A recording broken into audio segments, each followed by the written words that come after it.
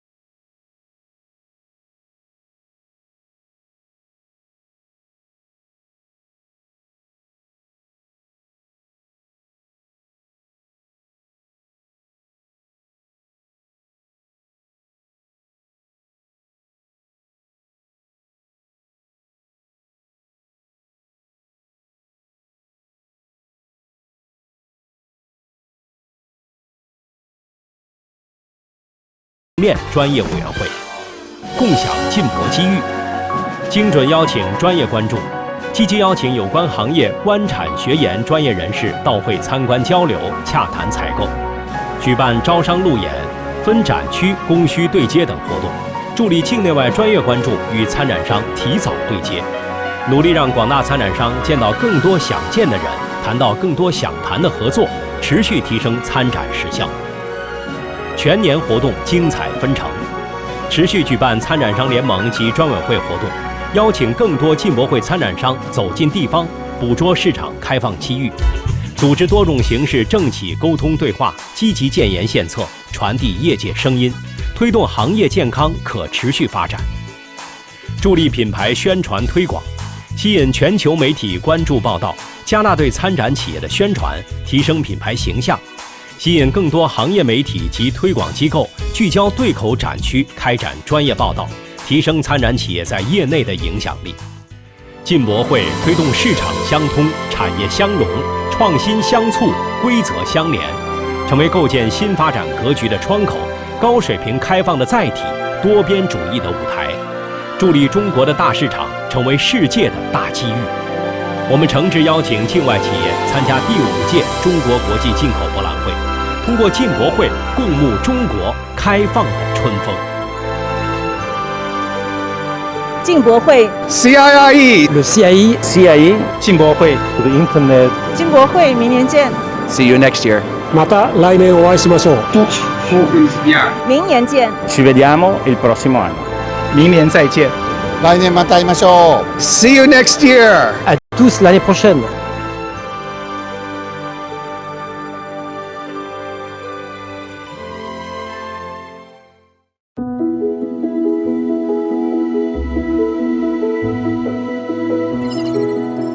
With its century-old civilization of industry, colleges, municipal and administration, rich in cultural heritage, intellect and talent, Yangpu is becoming a world-class hub for innovation. Yang, associated with young, meaning vigorous, and Pu, associated with perfect, meaning flawless. This land is every bit of its names full of vigor and perfection. Yangpu summarizes its strategy for mass entrepreneurship and innovation as cooperation in 3 districts, integration in 3 cities. There are headquarters of Fortune 500. The headquarters economy is like an engine, injecting vigor to the regional development. Knowledge-based innovation zone and traditional industrial zone transform and infuse. Many old mills have been upgraded to places for mass entrepreneurship. The watch I'm wearing is a Shanghai brand, which embodies the best of Chinese products. Today, China's time-telling is relying on the Beidou system developed by Chinese. Led by Beidou, many other world-class and top-notch industries also have chosen Yangpu, the rise of China as Yangpu stands witness. The strategy proposed by the Yangpu Riverside Developing Belt brings back the old water treatment plant, the old shipyard, and the old wharf that are so well known by Shanghai people. Standing on the 80-year-old Jiangwan Stadium, I'm sensing the fast development and endless vigor of Yangpu. As a witness and a participant of the development of Yangpu, I'm looking forward to its blueprint turning into reality.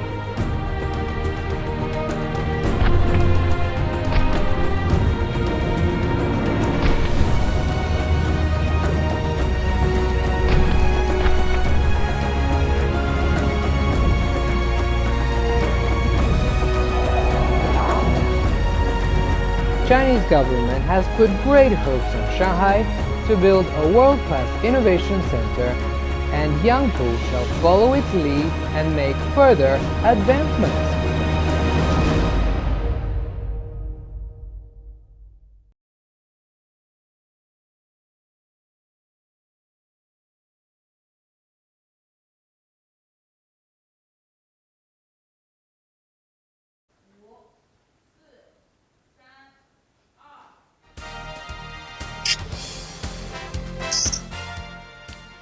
Good morning in Africa and good afternoon in China. Welcome to join the Africa Startup Summit 2022. My name is Jane Wu. I'm the Executive Director for Venture Cup China. Last year, during our mission to select the top Africa startups, we were impressed by the fast-growing innovation ecosystem, as well as the deeply touched by the young people's talent and their ambition to change the world through business and sustainable development goals. So 1 year later, we are so proud to bring you the first Africa Startup Summit together with our partners, aiming to bring the Africa startups to University Startup World Cup Global Final, and furthermore, bridging them with more international opportunities. As a hybrid event, we are casting in Shanghai, China. At the same time, our dear partner, Arielle for Africa, is hosting in Nairobi in Kenya. So today, we will have 12 brilliant Africa startups to pitch their ideas from 10 African countries. And more investors and industry leaders, and also media friends all over China and Africa are joining us both online and offline. So without further ado, I would like to pass the mic to Edith, the CEO and the host in Area for Africa in Nairobi right now. Hello, Edith. Hi. You hear me? Yeah, I hear you. Perfect, perfect. Welcome everyone to the Africa Startup Summit. We are so excited to have all of you founders all across the continent pitching. We are beyond excited, and I just want to give you a warm welcome from the African continent. We're so excited to see the amazing value, the greatness that the founders are bringing today, and all the amazing speeches. I also want to say a special thank you to Venture Cup China for their solid partnership throughout this process. Thank you so much. Okay, so leading into this, I just want to give an introduction into Arielle for Africa. We are a social enterprise that has been working with founders across the African continent for the last 3 years. We have worked so far with about 6,000 founders, and we are scaling and growing. And today we're proud to bring to you 12 founders from 8 African countries. Let's get into it. Over to you, Jane. Thank you, Edith. And next, we would like to also bring a special greetings from Mr. Morten Andersen in Copenhagen. So Morten, please.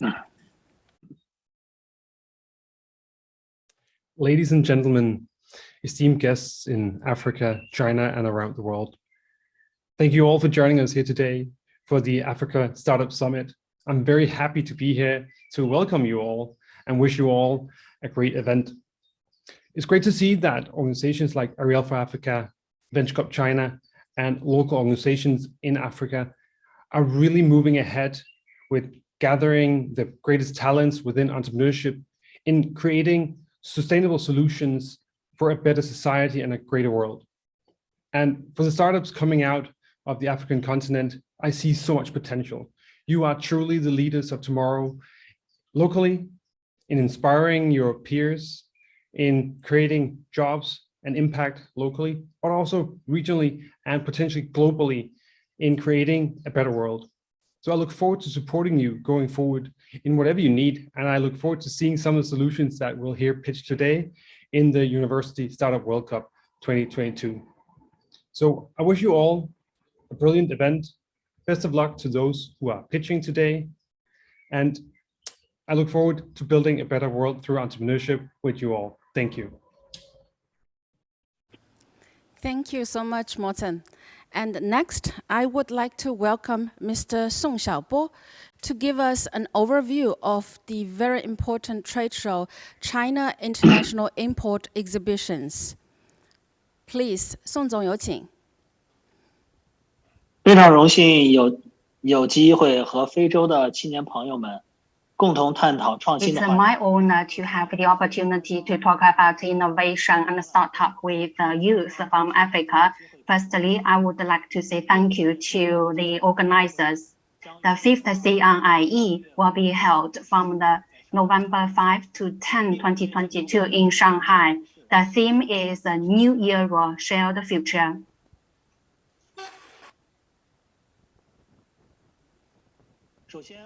Firstly, I will introduce the CNIE. CNIE is actually planned, proposed, deployed, and promoted by China's President Xi Jinping. It is a major decision for China to further open wider to the outside world, and it's an important measure to open up the Chinese market. CNIE is organized by Ministry of Commerce and the Shanghai People's Government. It is the first national level import expo and has been held for 4 years. CNIE consists of a country trade and investment exhibition, business exhibition, Hongqiao International Economic Forum, and the parallel sessions and the people-to-people exchange activities. President Xi has made the keynote speeches at 4 CNIEs. Last year, Hongqiao International Economic Forum has 12 sub-forums with the participation of 150 government officials, scholars, foreign diplomats, and also the Fortune 500 leaders. It has the exhibition areas for automobiles, technology equipment, medical equipment, and high-end consumer goods, food, and trade in service. And this year, we will continue with the 6 exhibition areas. CNIE has 5 very important platforms. They are international procurement platform and trade and investment promotion, people-to-people exchange, and the global economic government platform. And the last year, it was $70.7 billion intended transaction with an area of 360,000 square meters with 2,900 exhibitors from 127 countries with 281 Fortune 500 companies and also 273 investment projects and 95 supporting activities. And also last year, it was the first time to set up the innovation incubation zones for automobiles, technology equipment, and the medical device, providing the incubator for the SMEs. We selected 71 companies to exhibit at last year's CRIE with an area of 1,000 square meters. And for the technology equipment exhibition area, it has the financial institutions and also media, as well as 30 technology incubation companies from the US, Germany, Denmark, and Finland. And also for the medical devices exhibition area have the sophisticated products and technologies. And last year, the medical exhibition area has exhibitors from the US, Israel, and Italy. And the CRIE provided the one-stop platform for the connection of policies, capital, and commercial resources. And for the automobile exhibition area, it helped the startups to expand the Chinese market and seek for cooperation in China among the upstream and downstream sectors. CRIE has also wonderful media resources. Last year, almost 2,000 journalists and reporters from China and abroad, and also many startups were reported by CCTV and China's People's Daily Online. Also, there was the CRIE Communication Influence Report. I would like to share this report to you in English version after this meeting. Then for the 5th CRIE, it will be held from November 5 to 10 in Shanghai, also with 6 exhibition areas, including automobile, the technology equipment, medical devices, and the high-end consumer goods. Will have the innovation incubation zones with the theme of technology innovation to incubate the future. And for the automobile innovation zone will focus on the smart mobility, new energy, intelligent and interconnected vehicles.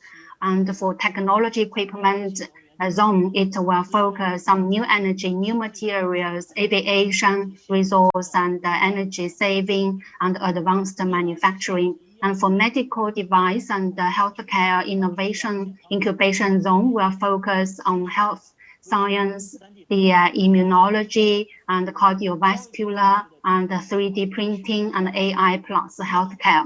And for consumer goods, incubation zone will focus on the sports technology and so on. And for the fashion design incubation zone, focus on the sustainable design, functional design, and the VR design of fashion.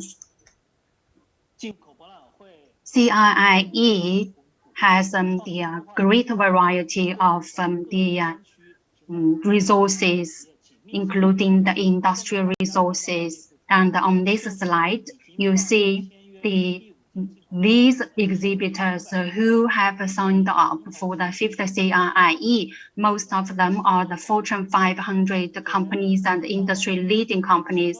For example, on the left side at the top, BMW and Mercedes and Toyota and the other famous automakers have signed up for the 5th CRIE, and Michelin and Porsche and other auto parts companies also have signed up for the CIIE this year. And in the middle, you see the top and the leading companies of the technology and the equipment industry. And on the right side, you see the medical device companies and healthcare companies, including BD, Pfizer, Philips, and so on. They have signed up for the CIIE this year. At the bottom of this slide, you see the high-end consumer goods, the top-level companies, including LV, and also Nike, Adidas, and so on. So with such a wonderful ecosystem of exhibition, all the overseas companies at the CIIE have the opportunity to be in touch with the Fortune 500 companies and the leading companies. And also CIIE has an exhibition area for trade service, including shipping, aircraft, logistics, and the supply chain management. Here you see some of the financial institutions, HSBC and the Standard Chartered Bank and other world-famous banks. And their leaders will also be present at the CIIE this year. In May 2022, the official website of CIIE releases the special measures in both Chinese and English. We know the COVID-19 has a big impact on the exhibitors. In order to overcome the difficulties and support exhibitors, we issue the special and support measures to exhibitors, and with a subsidy of 300 RMB per square meter for the raw booth. And here you see some of the forums in the past 4 CIIEs.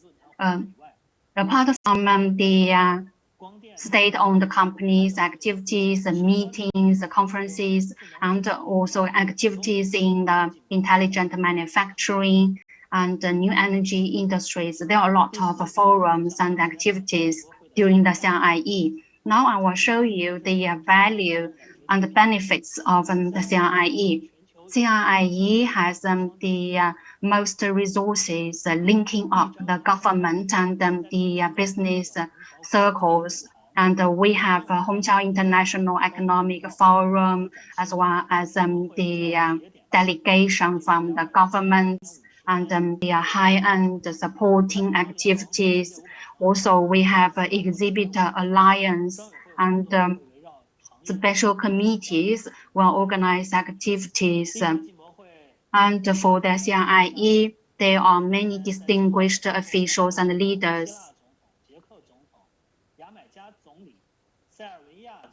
意大利外长、瑞士联邦主席、克罗地亚总理、埃及总理等等等等都会来到进博会。 We have a lot of high-level leaders in the past participating in the CIIE, and the value too is that we have very special and well-knowledged participants and visitors. We have a lot of groups or delegations organized by the government or the businesses, and we have also a lot of resources in the medium.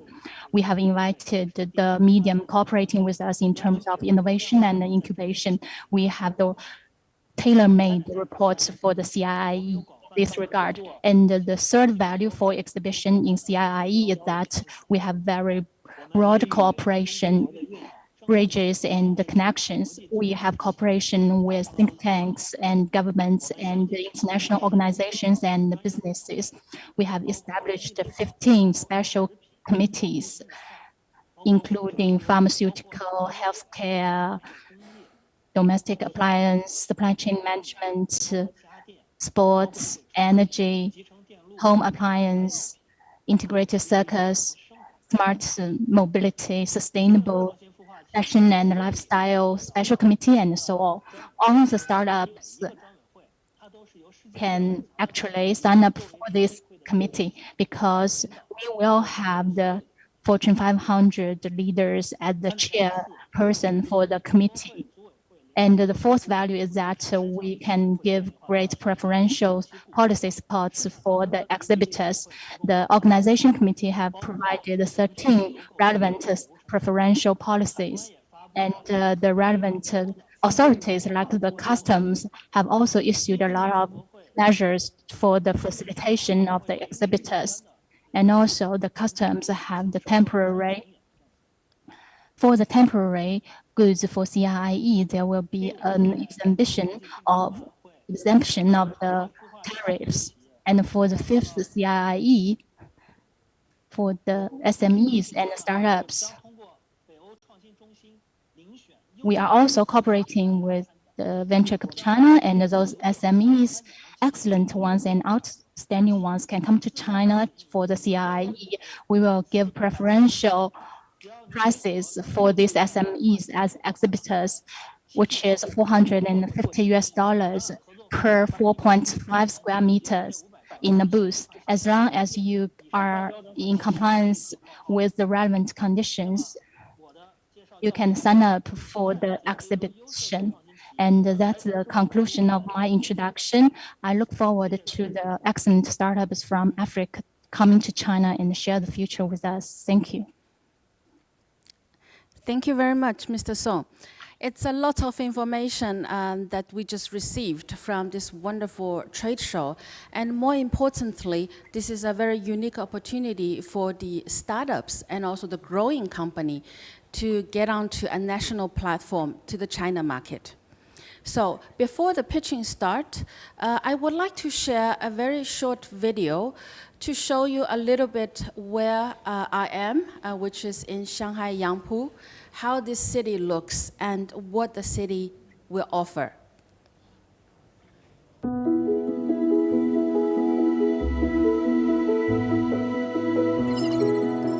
With its century-old civilization of industry, colleges, municipal and administration, rich in cultural heritage, intellect and talent, Yangpu is becoming a world-class hub for innovation.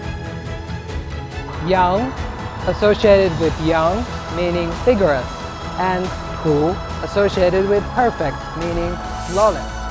This land is every bit of its names full of vigor and perfection. Yangpu summarizes its strategy for mass entrepreneurship and innovation as cooperation in 3 districts, integration in 3 cities. There are headquarters of Fortune 500. The headquarters economy is like an engine, injecting vigor to the regional development. Knowledge-based innovation zone and traditional industrial zone transform and infuse. Many old mills have been upgraded to places for mass entrepreneurship. The watch I'm wearing is a Shanghai brand, which embodies the best of Chinese products. Today, China's time-telling is relying on the Beidou system developed by Chinese. Led by Beidou, many other world-class and top-notch industries also have chosen Yangpu, the rise of China as Yangpu stands witness. The strategy proposed by the Yangpu Riverside Developing Belt brings back the old water treatment plant, the old shipyard, and the old wharf that are so well known by Shanghai people.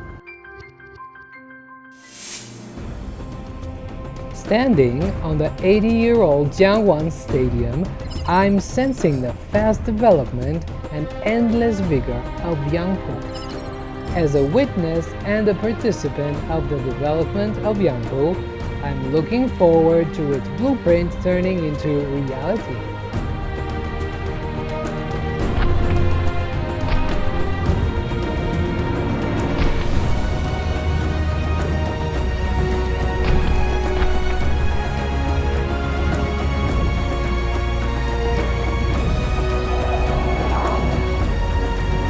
Chinese government has put great hopes in Shanghai to build a world-class innovation center and Yangpu shall follow its lead and make further advancements.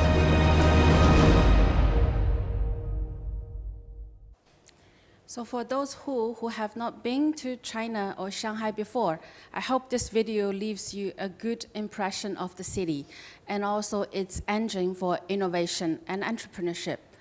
So we are always be very proud for this 4-century-old, for education, for industrialization, for civilization, and then administration as well. And in the meanwhile, there are 3 major multi-million industrial clusters we are already started building. The first one is the online new economy.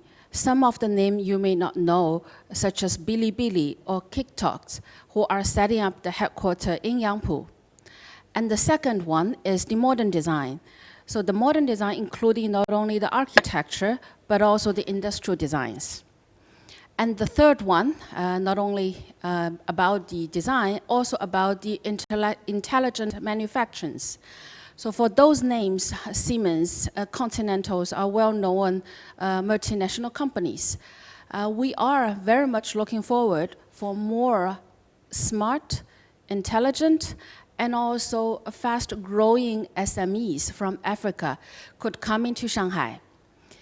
With that, we would like to offer a service and also a welcome program as China Soft Landing.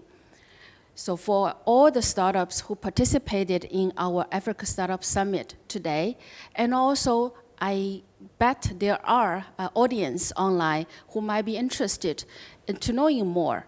So please do feel free to reach out to me in China or to Edith in Kenya. So without further, we are concluding the first part and we are going into the pitching part. For that, I would like to invite Edith and passing on my mic to her again. Hello, Edith, here you are. Hello, Jane. Thank you so much. Thank you. That was lovely. I am hoping that African startups will begin to take advantage of the soft landing that Venture Cup China has offered so that you can set up your product and service and begin to sell not just within the continent, but in the China market as well, on a global scale and on a global level. So for all the startups that are pitching today, we've already shared this information and you're aware this is a soft landing that has been provided for you, but also for the people who are listening who maybe own businesses and are trying to enter that market, we have your back. But thank you so much for this setup today, Jane. I would also like to thank the tech team for organizing this back end. So today we have an amazing panel of judges. We really brought the best of the best. Today we have Leah Ndwati, who is coming to us from Ghana. And Leah is a growth catalyst at Growth Africa. We also have with us today Cecilia Cheng, who is the program director, Shanghai Tech University. We have Chris Wen, an investment director at Transient.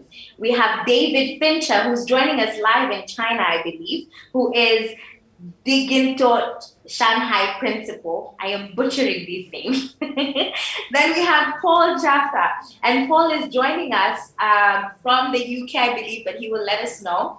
And he's a finance and operations specialist. So today we have a panel of judges from across the globe who will help us select 3 startups who will move on to the finals at the end of the year of the global competition. Today you will hear from 12 founders, or 12 startups rather, from 8 countries across the African continent. And they will be pitching based on their time zone. So just to preference this. So you'll see a lot of East Africa in the beginning and then West Africa as we go on. For the judges, just a reminder, the link to submit each time a founder pitches. As they're pitching, you can score them on the link that was sent to you. Just to remember that. The criteria today to share with the audience is on the basis of profitability, the team, the problem, how well the solution satisfies the problem, and how well the team is positioned to do this based on the solution they have built. So our criteria has been shared with the judges so that scores are exact. And at the end of the day, we do have the 3 best startups to represent the African continent in the global finals of the USWC 2022. And a big thank you to Venture Cup Denmark for giving the opening speech and thanking the African continent for really coming through strong, this time with the best startups we have presented so far. So up first today, we will have Swahilies. And Swahilies is a fintech solution from Tanzania. So over to you, Jane, for Swahilies. Hello, can you hear me? Yes, John, we can hear you. We can hear you.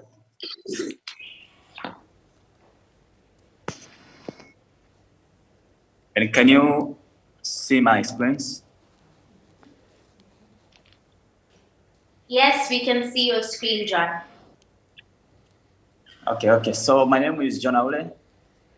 I'm the CEO and co-founder of Swahilies. We are a fintech startup in Africa. We enable businesses to accept digital payments, starting from mobile money to card payments. We are building the financial operating system for businesses in Africa because African businesses are transacting more than $2 trillion in every year, but it's only 5% of it happening. We can't see your slides. We cannot see, we can only see your picture. So we need to see your slides. You're not sharing your slides. So, wait, sorry.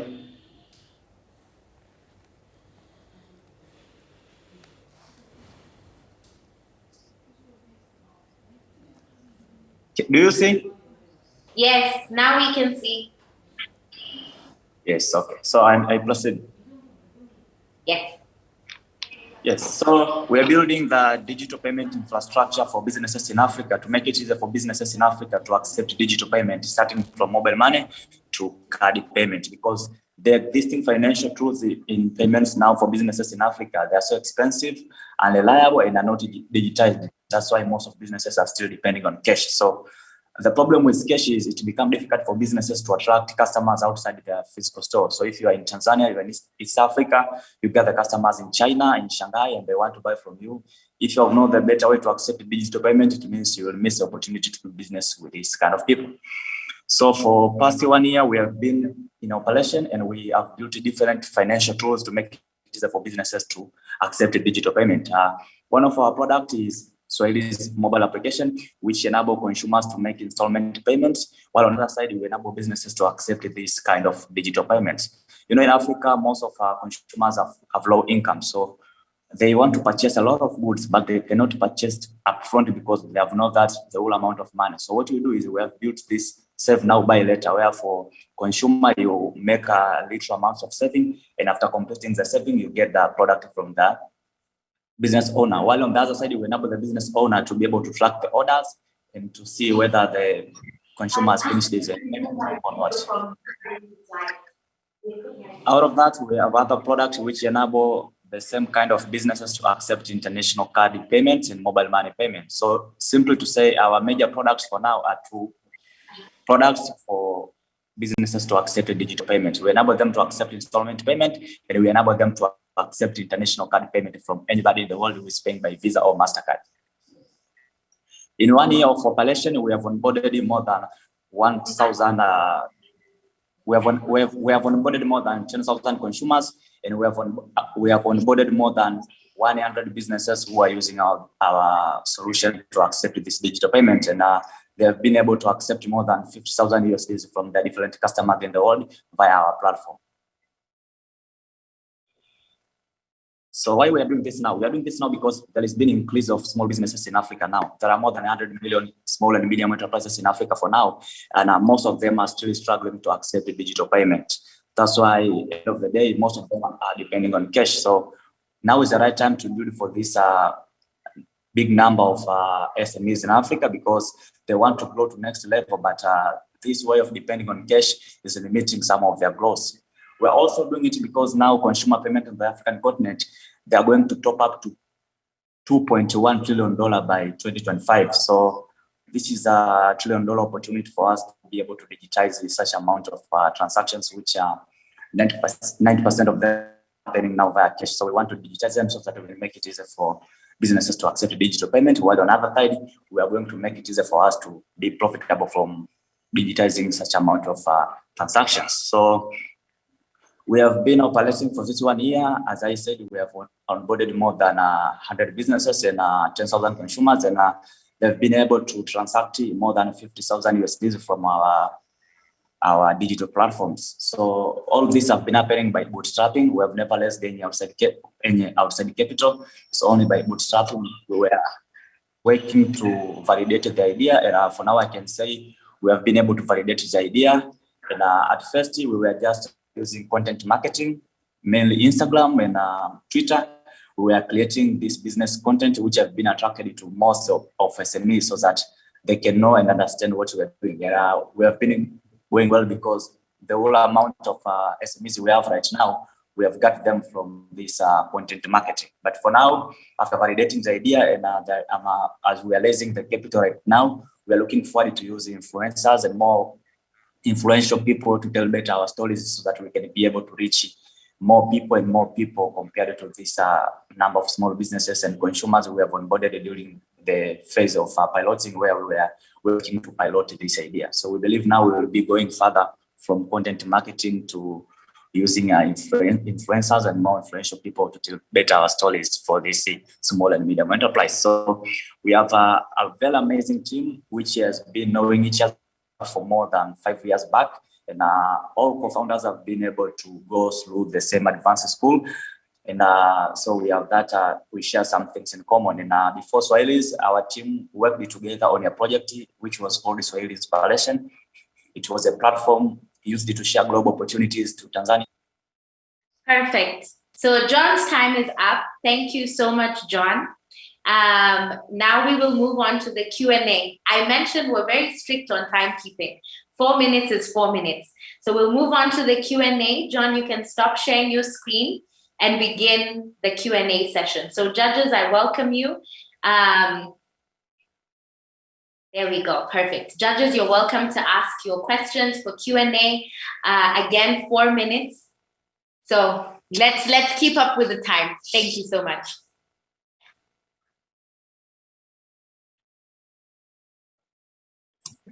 So maybe let me have my questions first. John, can you hear me? Yes, we can hear you loud and clear. John, you can unmute, or Tech, you can unmute John. Right, John, if you can share, how do you differentiate your products, say, from other competitions? I'm looking at Tigo Money and Airtel Money, that kind of mobile wallet. Can you maybe elaborate? Yes, so what we are doing is we are building a payment infrastructure to enable this small and medium enterprise to be able to accept the payment from international customers and local customers. Looking at our competitors, these are telecom companies owning Airtel Money, Tigo Money. Most of them have been just looking on these local ways for this business to accept payment from consumers. While on the other side, we're building a single infrastructure for these businesses to be able to accept this local payment and international payment. That's why our mobile application enables these businesses to accept the payment from all these mobile money companies, Tigo Pesa, Airtel Money.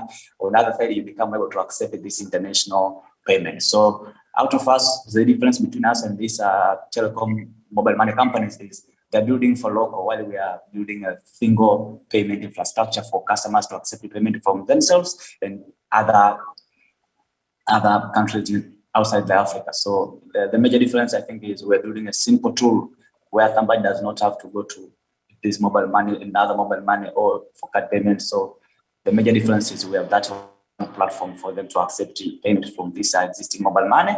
We have termed as our competitors, and on the other side, the same mobile application enables them to accept this international card payment. So it's just a single mobile application which gives them leverage to accept payment from anybody from anywhere without being limited to if you're using this Tigo Pesa or M-Pesa. So for that vision to position as a platform, how would you describe the readiness of your product right now? Is that under development or only related towards our? No. We are in the market right now. We have been piloting for 1 year, and for 1 year we have been able to onboard 100 businesses using our mobile application right now, and they have been able to accept more than 50,000 USDs via this mobile application, which is working right now. So it's not an idea. We have been operating, and we have people using and making payments. So we are roughly enabling this small and medium enterprise to accept more than 8,000 USDs per month for now via our platform. Thank you so much. Is there any other judge that has any question? If not, we can move on to the next startup. Thank you so much, Swah. Yes, Paul, go ahead. Go ahead, Paul. Yeah, maybe just one question, John. Thanks so much for the presentation. Just a little bit around your team. Obviously, the tech's extremely important in this venture. What does the team makeup look like, and what expertise do you have in-house at the moment, and how much are you outsourcing?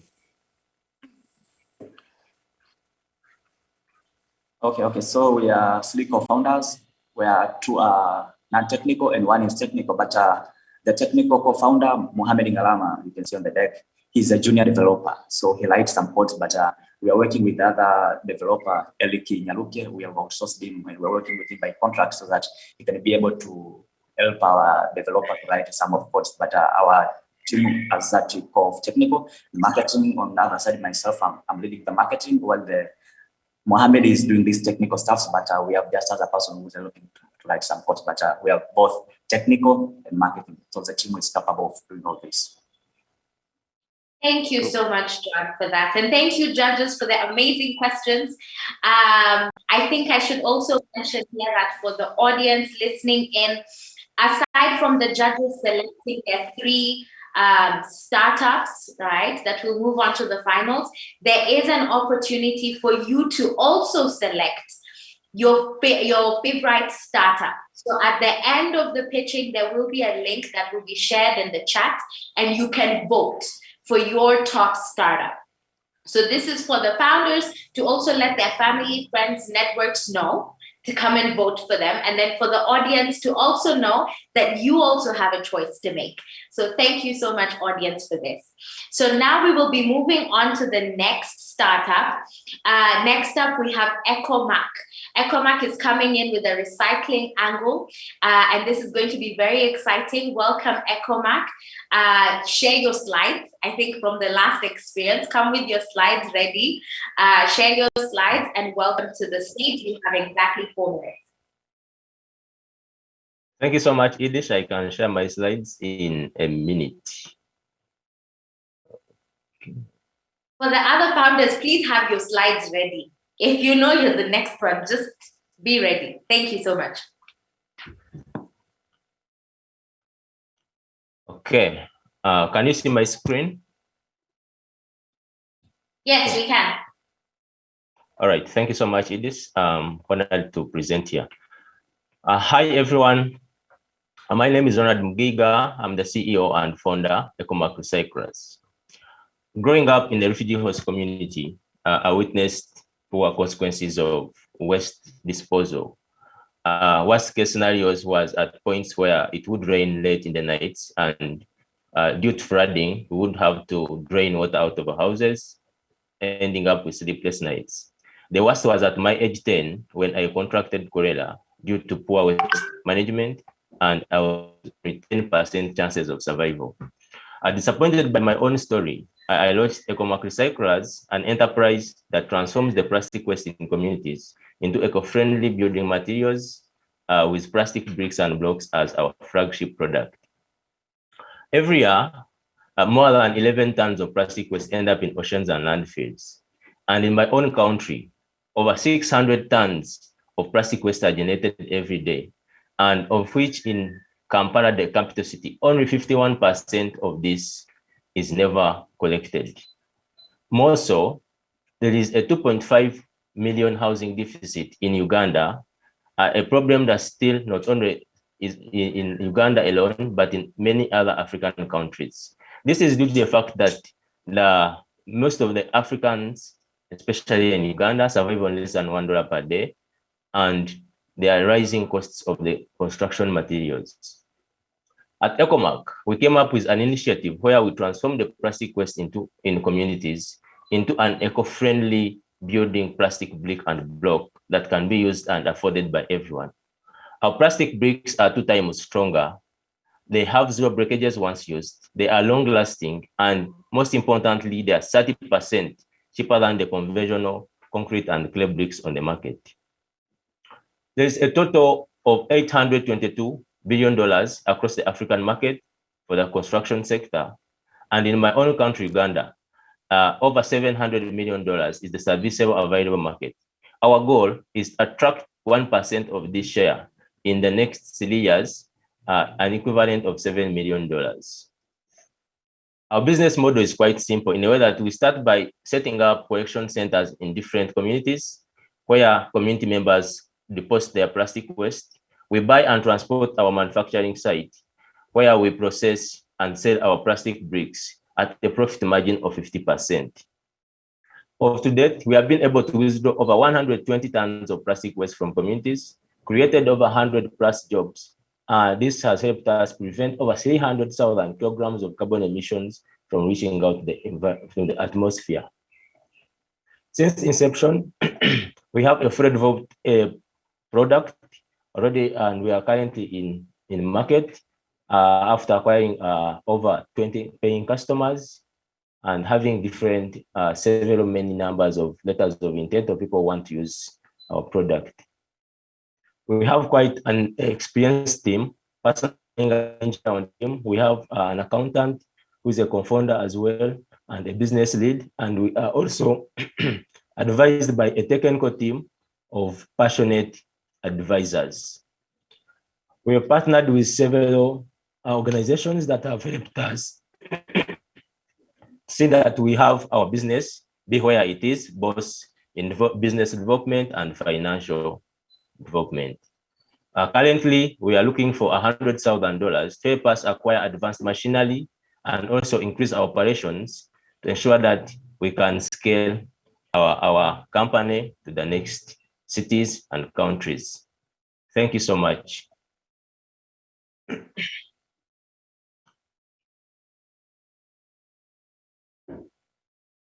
Oh, you're on mute.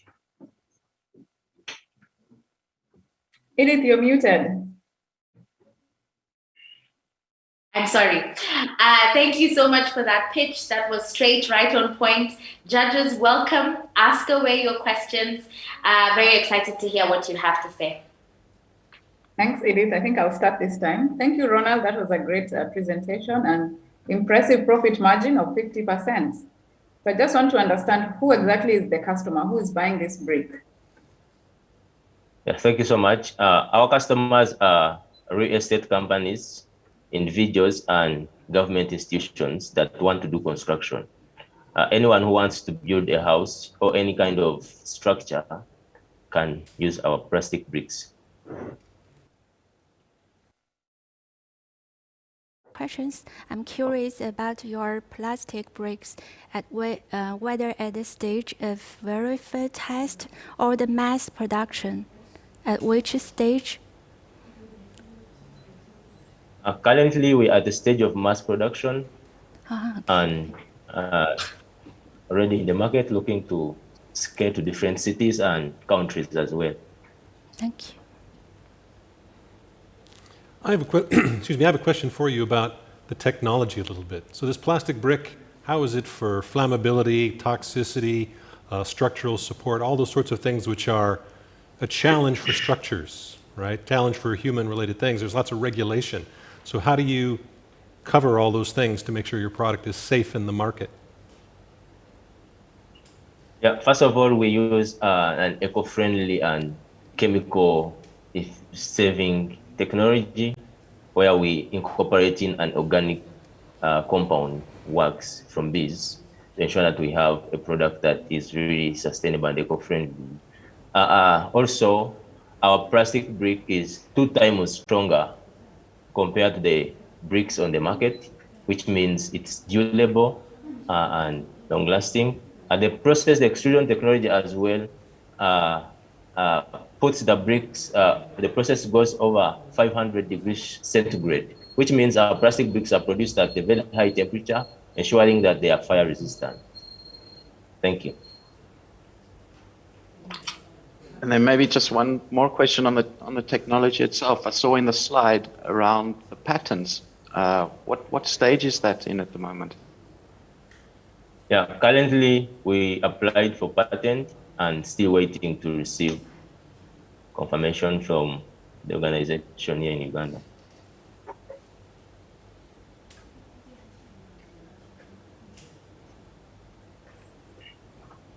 Okay, perfect. Thank you so much, judges, for those amazing, amazing questions. Next up, we have Nderemo startup that has a pre-recorded pitch, actually.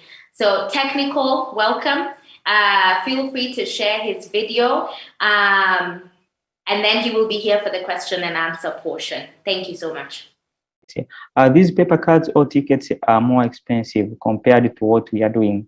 There's a higher cost of distributing these paper cards or tickets. Just imagine you have 200 invitees and you have to distribute these 200 tickets or cards to your invitees. It's a hassling. There's environmental pollution on these paper cards or tickets. In Africa, we have a culture of contributing in these ceremonies, especially on our relatives and friends. There's a fraud on cash pledges, and there's a lack of transparency on contributions. There's inconsistent pledge management and tracking. Also in these ceremonies, we have vendors, we have photographers, we have MC, we have halls, etc. So there's a lack of accurate ceremonial vendors information. We came with solutions. First of all, we came with e-cards, e-tickets, e-pledges, and vendors.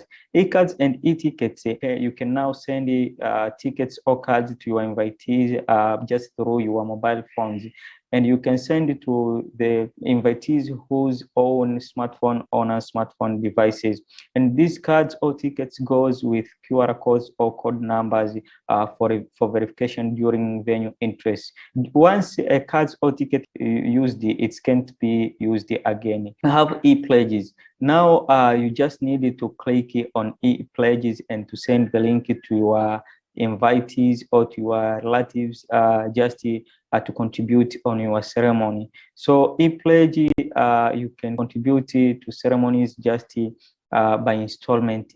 And also we have these vendors whereby you can meet all ceremonial vendors in our platform. Market traction, we have sold 8,000 e-cards up to now. We registered 1,000 vendors, and in 1 year we got revenue of 6,000 USD. This is opportunity for Africa. Per year, there's 5 million wedding in Africa, and each wedding use 4,000 USD. Our projection in 5 years is at least to get 5% of all weddings per year, in which in e-card and the e-pledge we can collect 7 million per year USD as a total revenue. Our business model is selling of e-cards or e-tickets, and also a pledge commission, also a premium subscription fee for vendors, and also we're expecting for agent subscription fee. Our expansion plan, we are now in Tanzania, and in next 5 years, we will be in all East Africa. Competitive advantage, we have e-card, e-ticket, also we have e-pledge, whereby you can contribute your pledge by installments. We have agents, cost-effective and time-saving, also vendors matching with locations and budget. Go-to-market strategy, now we are using social media and content marketing, referral marketing, and also agency. We're expecting to use mainstream media very soon. Investment, we are asking for 100,000 USD for sales and marketing, product engineering, and management and operations. Our team, Maruf Muyaga, CEO, 4 years as a business development expert. Buliba Magambo, marketing officer, 3 years in marketing and management experience. We have Said Jumanne, back-end developer, 8 years in software development. Also, we have Daniel Mbaro, front-end developer, 4 years in software development. Next is the short video of what we are doing. Thank you. Kwa jina naitwa Kashanga Jasper Gadovolo. Tumekuja kumsapoti rafiki yetu, ndugu yetu Chrysostom katika harusi yake pamoja na Jessica. Kiukweli tumefurahia utaratibu mzima ambao unatumika na pia utaratibu wa kuingia kwa maana ya kadi ya kuskani, electronic card. Nimependa hii kitu uliona hapa. Na ndio the first kuona. Nimeipenda sherehe hii. Nimeenda sana kizungu. Kadi yangu nilitumia kwenye simu. Nikaja hapa ikaskaniwa. Iko simple sana na ni nzuri. Haihitaji ubebe makaratasi nyumbani, muda mwingine unaweza kusahau, lakini hapa huwezi kusahau. Inachukua muda mwingi sana kuzunguka mjini kuwapelekea watu kadi moja moja. Kupitia Nderemo app unaweza ukawatumia waaliko wako kadi kupitia simu zao za mkononi. Yaani ukiwa umekaa tu kitandani kwako, sebuleni kwako, ukiwa umekaa hata kwenye gari yako, unaweza ukaingia kwenye simu yako na ukawatumia waaliko wako 200 kadi kwa dakika 5 tu.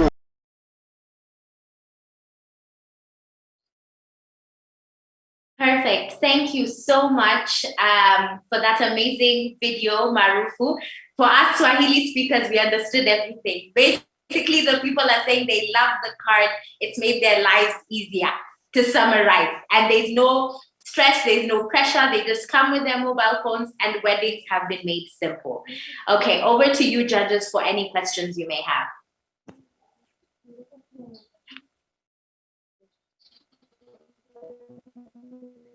So if you may share the consumer feedback, I'm curious about, are they really willing to spend money on just having a better way to invite people? Can you maybe share that?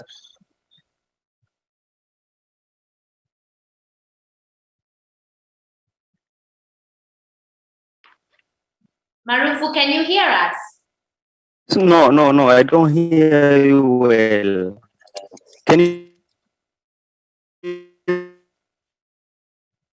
You're frozen. You might need to switch off sorry. You might need to switch off your video. I think it's the internet. Okay, sorry.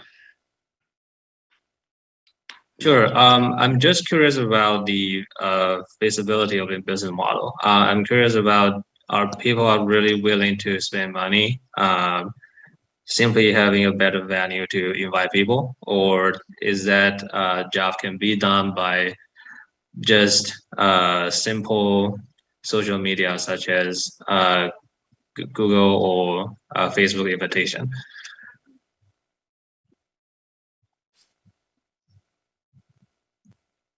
Sorry. Can I hear the question exactly? I didn't get you well. My internet is not good. Right. So it's just about the business model. Based on your interaction with your customers, are people really willing to spend money on having a better way to invite people, or the same task can be done by other, free social media tools such as email invitations or Facebook? Yes. Oh, okay. The difference between us and the other social networks, maybe WhatsApp, email, etc. In our app, you can send the cards with QR codes to our invitees, and the QR codes are very different. And these cards, when you come with your phone on the venue interest, we scan your QR code. Also, this our app is giving you a report of your invitees. Of now, when you have an event, you don't know how many people are in the venue. And also, you can't just send easily the invitations to people with the non-smartphone devices. So through our app, also you can just send these invitees to people with non-smartphone devices, and this message is going with code number for verification during venue interest. So our app is very different from social media, and also other social networks. It's very hard to send these invitations. The invitation exactly the real card, go with QR code, go with the status, it's either single or double. It can go with the picture, and also we can get instant report. You can just use a very short time to send these cards to these people. So it's very different from these other social networks. Also through our platform, you can edit yourself the card template. You can edit color, you can change color, and so on. So we have so many features compared with. Okay, thank you so much, Marufu. I think we need to keep moving because of the time that has been taken. But thank you so much, Marufu from Tanzania. Now we're moving on to Sheba-Plastic, and Sheba-Plastic is coming to us from Rwanda. Welcome, Mamadou from Sheba-Plastic. Thank you so much. Thank you very much, Edith. I hope you guys are seeing my screen. Yes. All right, I'll start now. My name is Diallo Mamadou. I'm from the Republic of Guinea, but currently living in Kigali, Rwanda. So, you know that according to the United Nations program, there are around 300 million tons of plastics that are being produced every year in the world. But unfortunately, it's not all of it that has been recycled. Bringing this challenge to Rwanda specifically, there are more than 500,000 non-degradable bottles that are being produced and going to the landfill every month in Kigali alone. In order to overcome this challenge, we designed Sheba-Plastic. Sheba-Plastic is a circular design solution that uses technology such as an app, QR code, and smart bins to mitigate this problem in Africa. Our mobile application is linked to a highly sophisticated machine that helps us as a collection point, at the same time a confirmation point, by collecting the plastic bottles after customers scanning them. And this machine has a capacity of 800 to 1,000 plastic bottles before it's been filled.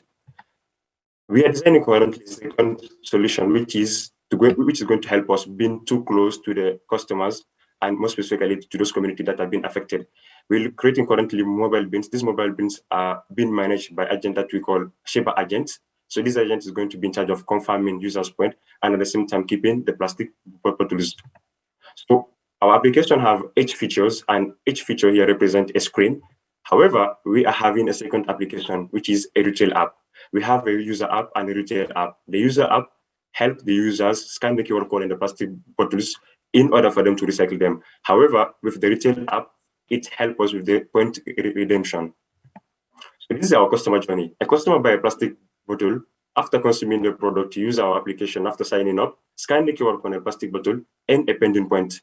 For the point to be finally earned by the customers, they have to bring it to one of our collection points, either the smart bin or the mobile collection bins, to scan the QR code, and our agent or our mobile smart bin keep the bottle. So we are going to collect those plastic bottles, return them to the recycling companies for them to recycle it, either create new useful things like Ecomak, which is creating bricks, or cleaning those plastic bottles. So we return them to the production company to reduce their cost of production.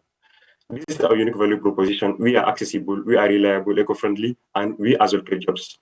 We have competitors. We are not only alone in the market. However, with the 6 services that we offer, it's only 3 services these competitors offer. This is our current revenue stream: collecting the plastic bottles, giving them back to the recycling companies in order for them to create eco-friendly bricks or some other useful things. And so far, from 3 months of launching our project at Africa Leadership University, we made a revenue of $620 USD. So our project revenue stream, we will be making money with the companies that produce goods in plastic containers, and at the same time the recycling companies. We are projecting an annual net profit of $300,000 USD plus after 12 months of operation. So we are impacting. We are going to help customers get free product by using our plastic, our points, employing as many youth as we can, reducing up to 60% the number of plastic bottles that end up in landfill, and helping customers and tourists that are coming to Rwanda get rid of their plastic bottle in a more efficient way. We are asking for $100,000 USD in order to cover all these items, and this is a budget prioritization. So we have a market share of 1 million plus in Rwanda, Kigali. We are targeting all strata of the community, and this statistic here represents each population that we are targeting in each location in Rwanda. This is our go-to-market partnership. We are currently in partnership, going into partnership with all these one. Some of them are around 80% or 60% closing deals. This is an amazing team. You are here seeing 4 nationalities. myself from Guinea, Olivier Shimiana from Google, and Bamidele from Nigeria. So this is our achievement so far. We've created some eco-friendly bricks and collected plastic bottles. We have 1,000 plus active users, collected up to 62,000 plastic bottles, and made a profit revenue of 620. And this is our potential market that we will be targeting in East Africa. Thank you very much. And we are asking you, ladies and gentlemen, to join this initiative as we build a green, healthy, and resilient future in Africa. Thank you very much. Thank you. Thank you so much. Judges, I believe we can jump into any questions you may have for Sheba-Plastic and the work they've been able to do. I can start. Congratulations, Sheba-Plastic. That sounds very exciting. I just want to understand your revenue model a bit more, because I've seen that you're also building some bricks. Are you selling those bricks? And then also the plastics that you are reselling to the manufacturers. At what cost? Maybe give us an idea of what you're going to be making on a monthly basis from this. All right. So basically, at the moment, we don't recycle. We are a collection point. We ensure that the plastic that are being produced by production companies don't end up in landfills. That's our main goal. So after collecting the plastic bottles, we are currently selling into the Rwandan market 1 plastic bottle, 1 pieces at 10 Rwandan francs to those recycling companies. So we are going into partnership with them. Either we sell them directly the plastic bottles, or after them they're going to be accessing our plastic bottle for free. After creating their bricks, we spill their revenue that they made in it based on the partnership that we are having. It's either you buy it directly, or we wait till you create your bricks, you sell it, and then we split the revenue. But at the moment, that's what we are doing. But in the future, we will be projecting making money from the production companies as well. How? This is Iyan. We have one of the biggest production company in Rwanda here, which name is Kinyanjui. They're selling one plastic bottle at the manufactory at 250. So because they are facing a lot of challenge and they're currently bringing a new product into the market, which is bottles of water, which are not going to be helpful for them, because when a bottle breaks, that bottle cannot go anymore into the factory, and it's very hard to recycle those bottles. We are currently in 80% closing the deal with them. We will be having 50 Rwandan francs in each plastic bottle that they are going to produce on the factory. And in average, they're producing around 5 million plastic bottles each year. Times 50 times 5 million, it's around 250,000 USD. And as well, by collecting those plastic bottles, of course, we are going to ensure that they don't end up in the landfill. So we'll be selling it to the recycling companies at 10 Rwandan francs per pieces, which is going to give us around 50,000 USD, which is making us have an annual profit around 300,000 USD after 12 months of operation. And we are also going to scale our business into the Rwandan market. Is there any option of flaking the plastics and exporting them? Is that something that you're going to do in the future? That's not for us. That's one of our partners, whose name is PharmaServ. We are currently going into partnership with him. After collecting the plastic bottles, we provide them with the materials. They're the one in charge of crunching them and shipping them to small pieces in China, which has the biggest market.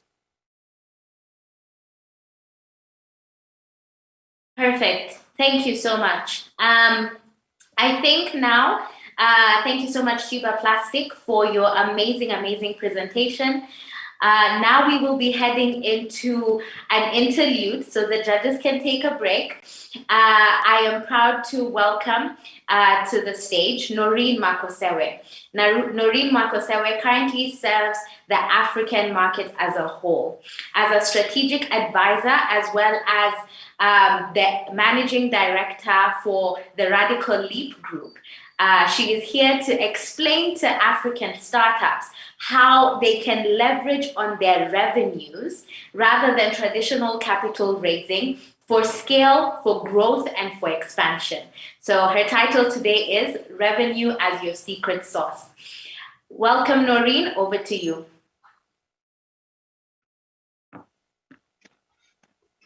Thank you, Edith. It's nice to be here. I hope everybody can hear me. Just say no if you can't raise your hand. You can hear me okay?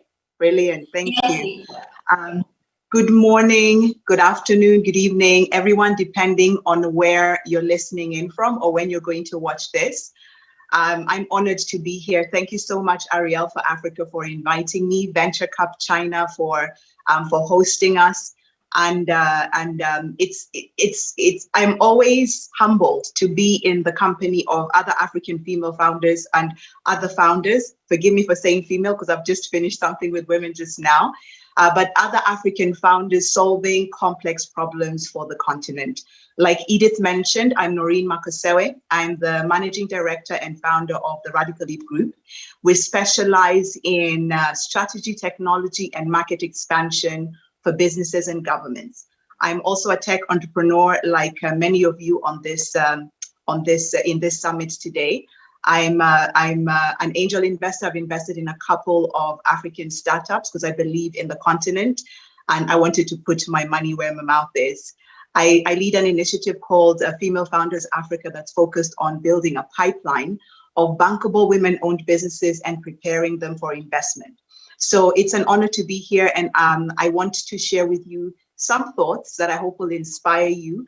When Arielle for Africa invited me to this summit, they gave me the title "Revenue as Your Secret Sauce." So I thought, what would I share with the audience, or what did I share with founders that would be transformational and impactful? So I took some notes down. So if I look down, I'll be looking at my notes, but I'll keep it really short because I think now I've got 9 minutes to share with you some thoughts.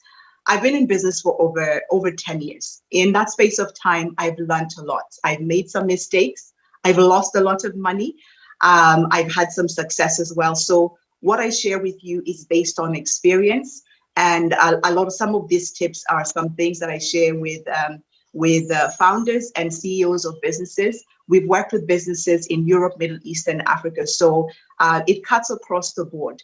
The reason I've tailored this particularly for African founders is because of where the market is at the moment. As you've seen, there's a huge move at the moment to finance African founders to drive growth on the continent. And I'm really passionate about that. I'm in the angel investor space.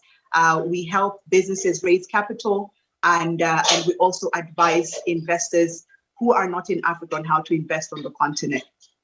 So when it comes to generating revenue for your business, Edith, can you hear me? Is everything okay? Oh, brilliant. Okay. So when it comes to raising capital for your business, or when it comes to generating revenue for your business, a lot of founders often focus on a number of things, and there's nothing wrong with focusing on these things. You might be focused on building the most amazing product, or you might be focused on creating the most amazing service, and think that that is the thing that is going to drive revenue in your business. It is not the thing, but it is not the only thing, and that you should focus on.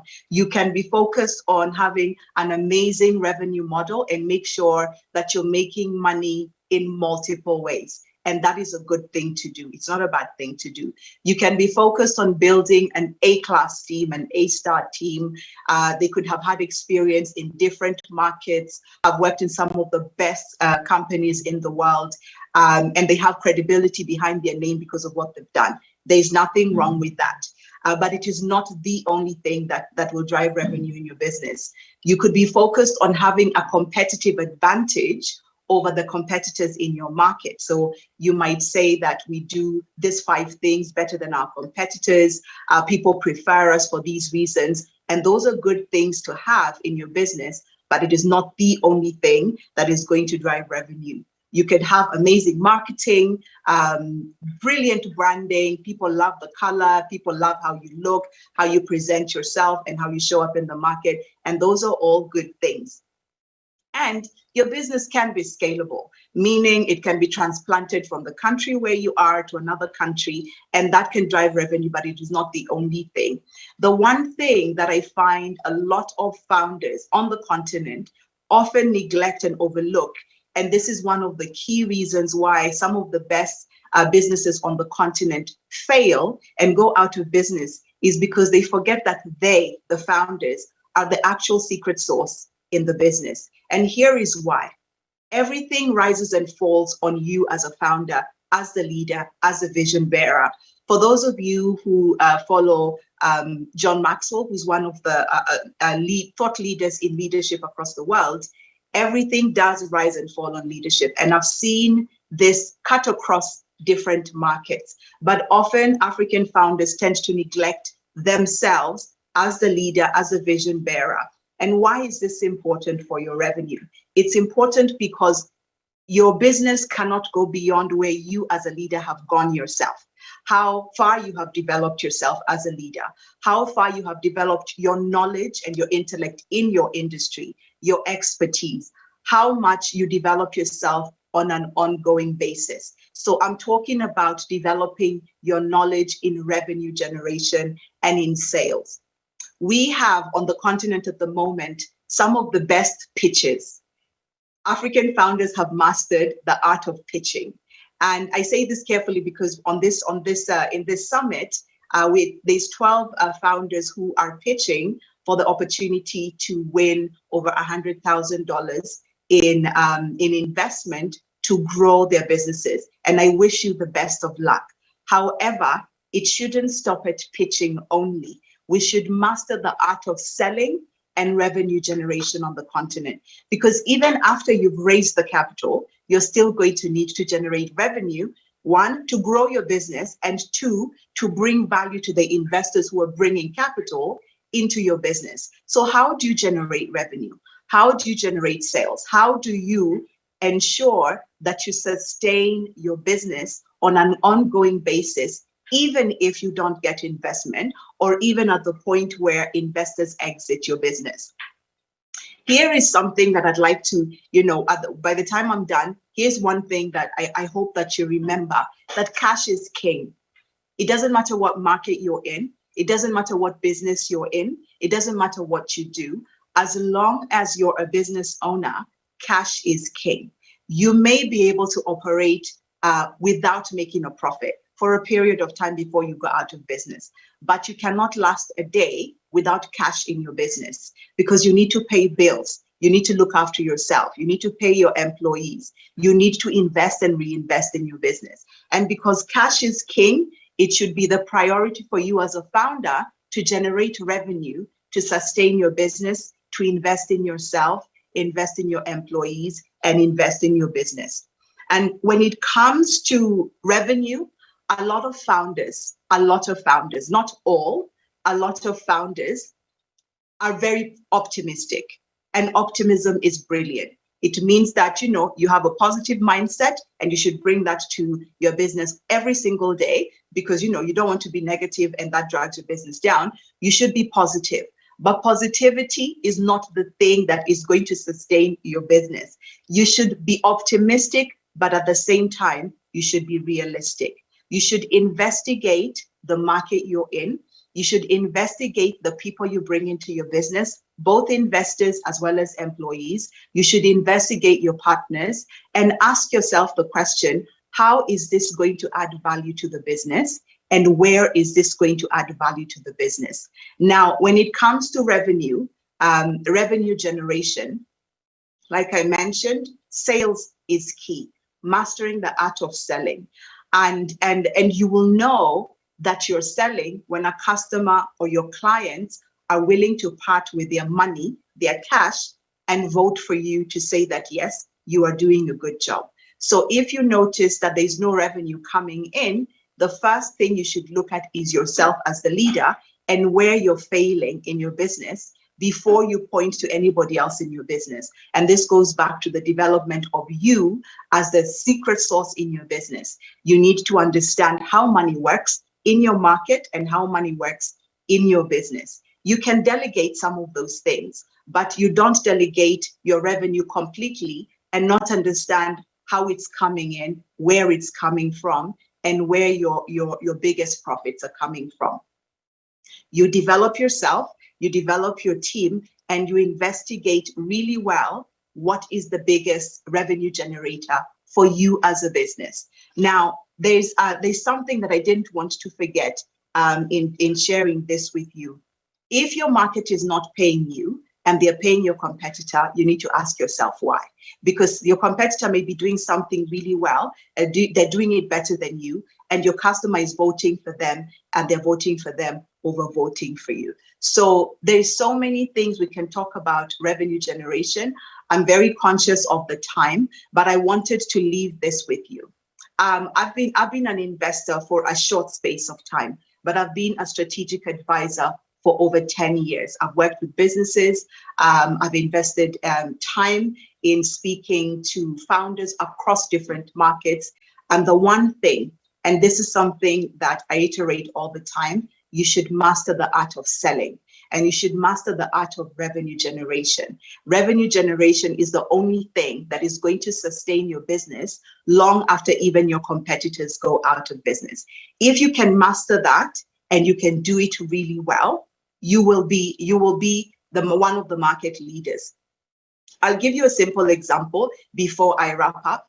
If you follow the market, the news in emerging markets, and you follow the news in Africa, you will notice that there's been some destabilization in some companies on the continent, and it boils down to their ability to generate revenue. There's one I don't want to mention because it's been the most recent one, and they've closed their doors after 1 year. Why? They could not generate revenue fast enough. They could not generate revenue to sustain the business, and it boils down to the leader of that business. So in summarizing what I've shared with you, you, the founder, are the secret sauce in your business. If you leave that company, the idea is yours. The idea should be able to sustain itself, but you can still take who you are and set up another business and still be able to generate revenue. Why? Because you are the common denominator, and everything rises and falls on you. So I'd like to thank you, Edith. Thank you so much, Venture Cap China. I hope I've shared a little bit of nuggets that is going to be inspirational. And if you feel like you have a question, please feel free to share it in the comment section. Thank you so much, Edith. Thank you so much, Nori. Thank you so much. We're so honored. That was amazing wisdom that you've shared with us. And honestly, we are humbled. Thank you so much for your time and for your nuggets of wisdom. Thank you. Now we're going to move over to Crop Fix.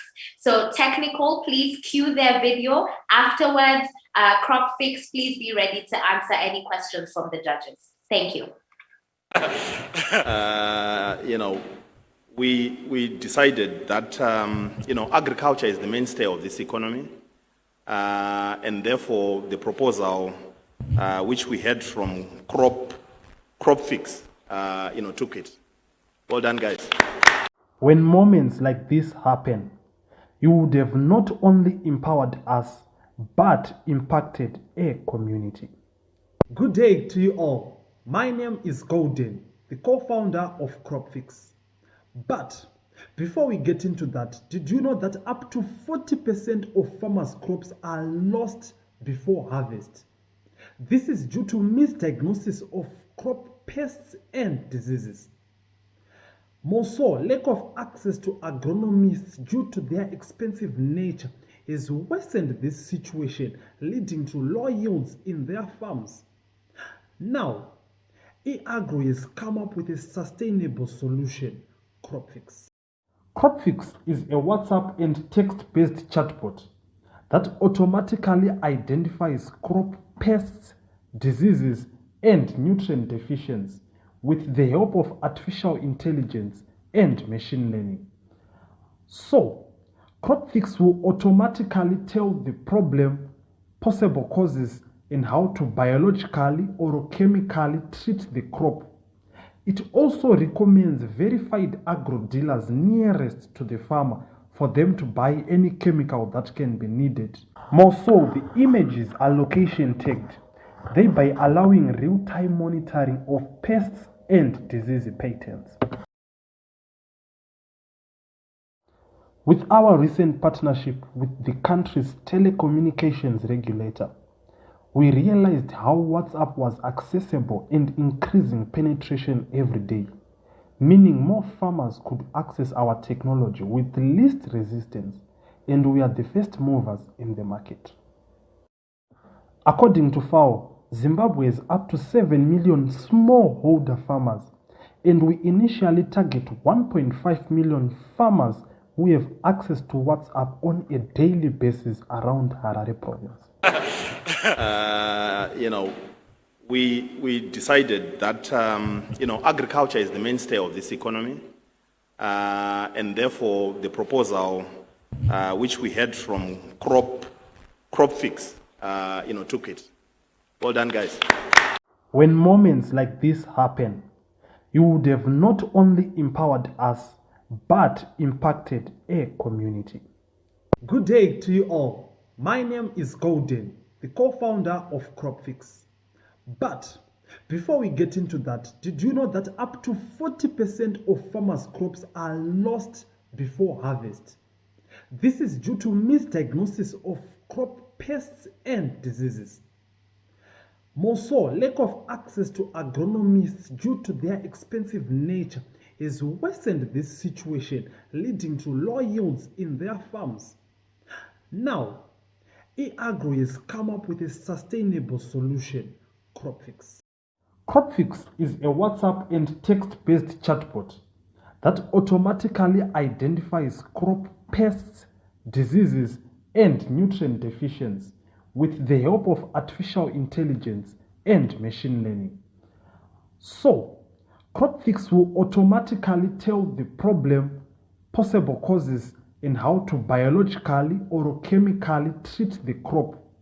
It also recommends verified agro dealers nearest to the farmer for them to buy any chemical that can be needed. More so, the images are location tagged, thereby allowing real-time monitoring of pests and disease patterns. With our recent partnership with the country's telecommunications regulator, we realized how WhatsApp was accessible and increasing penetration every day, meaning more farmers could access our technology with least resistance, and we are the first movers in the market. According to FAO, Zimbabwe has up to 7 million smallholder farmers, and we initially target 1.5 million farmers who have access to WhatsApp on a daily basis around Harare province. Now, for us to break even in year 2, we charge $2 subscription per farmer per season. This has allowed us to get every farmer on board. We then charge $300 to agro dealers who want their pesticides recommended to the farmers per season. Moreover, we have a third revenue model that is selling this data on pest movements, history, and projections to government bodies, NGOs, insurance companies, agro dealers, just to mention but a few. We are seeking $50,000, which will enable us to acquire more datasets, buy more equipment, and also develop a satellite system to monitor bigger farms. Moreover, we are seeking for partnerships that will help us end hunger. Brands such as Total Energies, UNDP, Bank ABC, Anzisha Prize MasterCard, and others have trusted and supported the development of CropFix. Our team has a skill set of data scientists, artificial intelligence, software engineers, business developers, agronomists, and our board advisors have more than 40 years combined experience in business development and rural development programs to support farmers. So, ladies and gentlemen, let's get on board and increase farmers' yields whilst we end hunger. I thank you. Thank you so much. Thank you all the way from Zimbabwe. Welcome, welcome. CropFix, you have your Q&A time now. Judges, take it away. Yeah, maybe I'll just start quickly. Nice video. Just a quick one. Is it pre-revenue at the moment? And if so, what kind of traction have you seen so far in the market? Thank you so much for the question. Currently, we are giving the chatbot on a freemium model to the farmers, as we are now rounding up our beta phase. So it's being accessed for free. You can actually access it without paying. So I hope after this meeting, you're going to check out our chatbot. And tell me, how many farmers have actually accessed it to date? Okay, we have worked with up to 950 farmers. 950. And what's the time period for that? Is that the last few months or? In the last 4 months. Last 4 months, okay.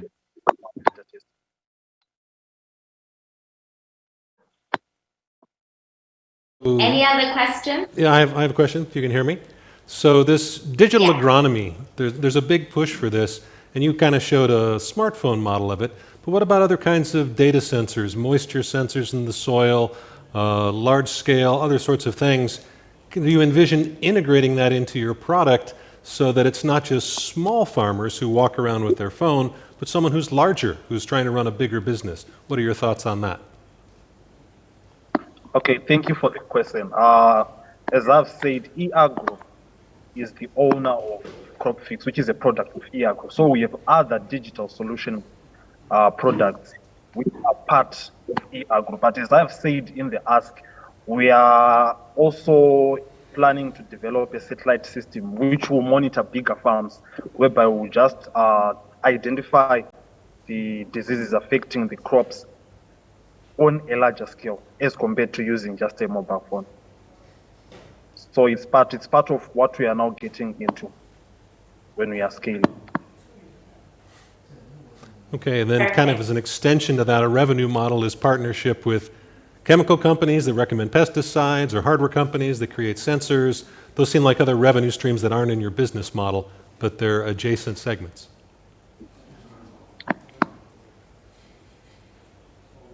Sorry, was that a question? These other people that play in the market, people that make sensors, people that make pesticides, selling seeds, all those kind of things seem like they're related to your business somehow, so you need to create some partnerships or some alliances with those other people in the agronomy market. Okay, yeah, that's what we are doing, especially the agro dealers who are making chemicals as of now. We are a lead generation for them as we are getting customers, and we recommend farmers to use their products. So we are also partnering with them. Okay, thanks. Thank you so much. That was amazing. Thank you so much, Golden, all the way from Zimbabwe. Thank you, thank you. Last year, the global competitions actually had a winner from Zimbabwe. So fingers crossed on your behalf. Next up, we have Dosy from Egypt. So technical, kindly cue the video. If you walk down the streets of Egypt, you will barely find women riding scooters or bicycles. Although in Europe and the US, for example, about 30% of riders are women. So why is it important for women to ride scooters or bicycles? Because they can use them to go to their universities or schools or workplaces, or even use their skills in riding scooters or bicycles to have a job as instructors or delivery women. Hi, I am Menna Farouk, the co-founder of Dosy. So why women in Egypt refrain from riding scooters or bicycles? This is because of several reasons. The first reason is cultural stereotypes. The second reason is the lack of female scooter or bicycle instructors. And the third reason is the safety concerns. At Dosy, we're trying to find solutions to these problems through an online platform through which women can book their scooter or bicycle classes online, and then they get matched with a female scooter or bicycle instructor in their areas and at their desired schedules. Also, the trainee, after she finishes her training, she can be a trainer, and this creates an additional source of income for her. We also have the safety package, and it includes self-defense classes in order to help women protect themselves on the road. This is our platform. How do we make money? We make money on a commission based. So we have bicycle training packages, scooter training packages, maintenance package, and self-defense or safety training package.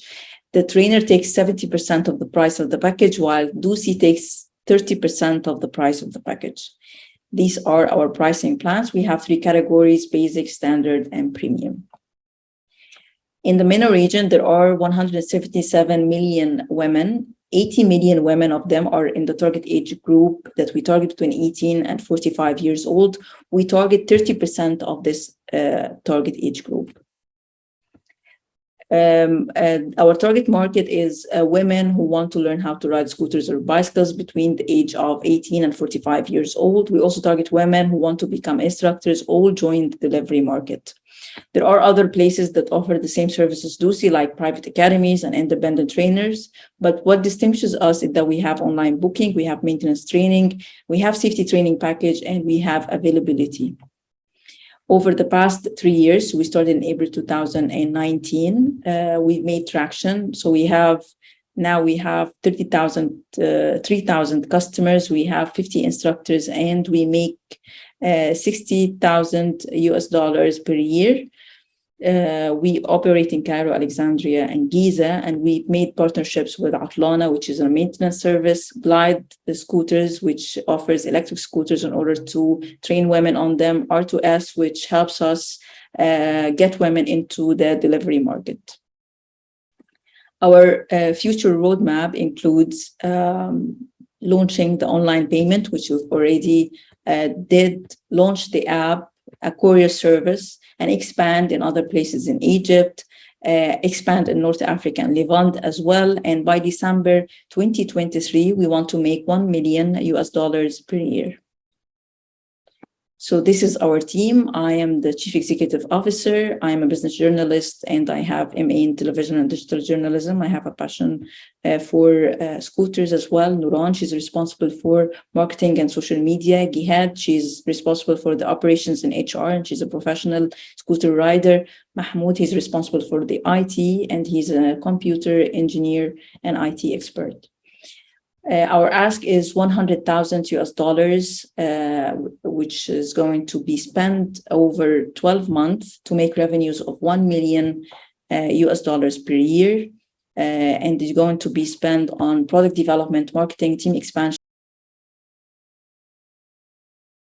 Thank you so much. Now we have Menna here, who's ready to answer your questions. Judges, take it away.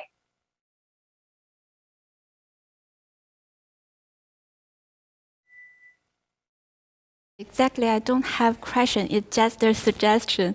You might consider to add some functions about the social medium part in your Dosy.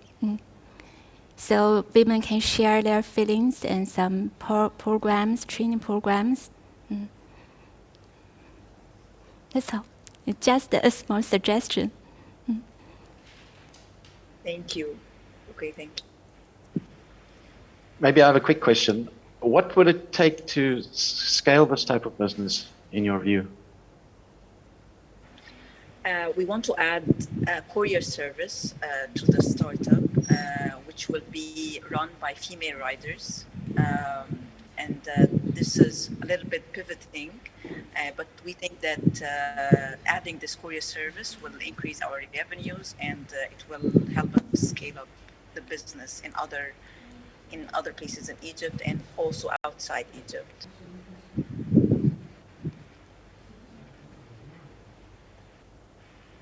Thank you. This is the most quiet I've seen judges, so they must love you, Menna, because I do. Yeah, let me ask this question. You've been operating for 3 years. So what would you say is your biggest barrier? $100,000 to suddenly jump your size up tremendously to $1 million from where you've been. Why couldn't you have gotten there before in the 3 years? Was it really just about funding or market maturity or competition? There's something else that I'm curious. Why? Actually, funding is a big challenge, and we make $60,000 per year total revenues, not the net profit. The net profit is 30% of this total revenue.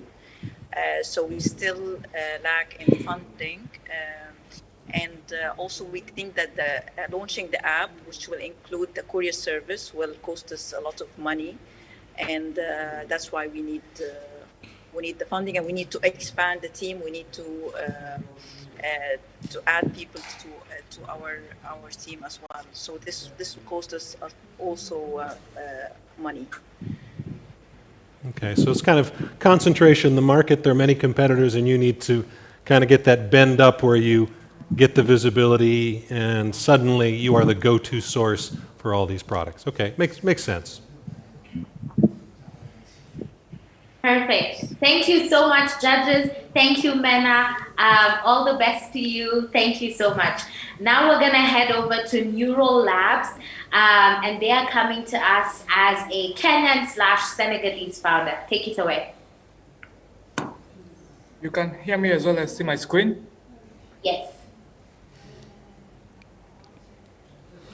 3 years ago, when my dear friend Atieno started coughing, none of us paid attention. Nairobi can be dusty, and random coughs are part of the package. What we thought was an everyday cough turned out to be pneumonia. Tragically, Atieno didn't make it. Even more tragic is the fact that this was entirely preventable. If she had been diagnosed earlier, she would still be here today. Atieno isn't the only one. Every year, hundreds of thousands of Africa lose loved ones due to preventable diseases. In fact, it is estimated that 15% of all deaths in Africa would be avoidable with timely diagnosis. Respiratory diseases run rampant in Africa due to overburdened and under-resourced health systems. Patients in many communities have to wait for up to 2 weeks to receive analyzed lab results. But when aggressive diseases like pneumonia can kill in less than 72 hours, a two-week wait time is a death sentence. Unfortunately, radiologists and hospitals have no way to filter and prioritize X-rays so that they can focus on the most urgent cases first. That is why we founded Neurolabs Africa. Using deep learning and computer vision, our technology screens X-rays for radiologists and hospitals in real time to identify over 13 respiratory diseases such as pneumonia, TB, and lung cancer. Now instead of waiting for 2 weeks, we empower radiologists to provide accurate diagnosis before patients even get their shots back on. Users of our services are radiologists and hospitals and diagnostic labs. We charge them an average of $4 per image screened.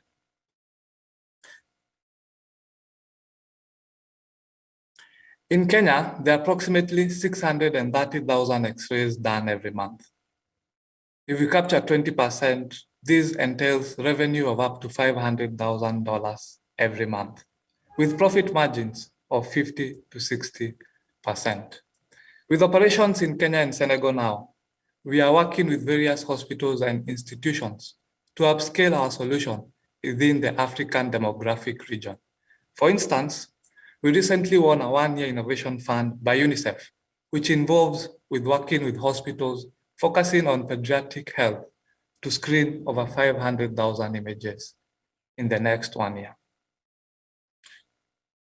In Middle East and Africa, the diagnostic imaging market is estimated to be worth $1.6 billion.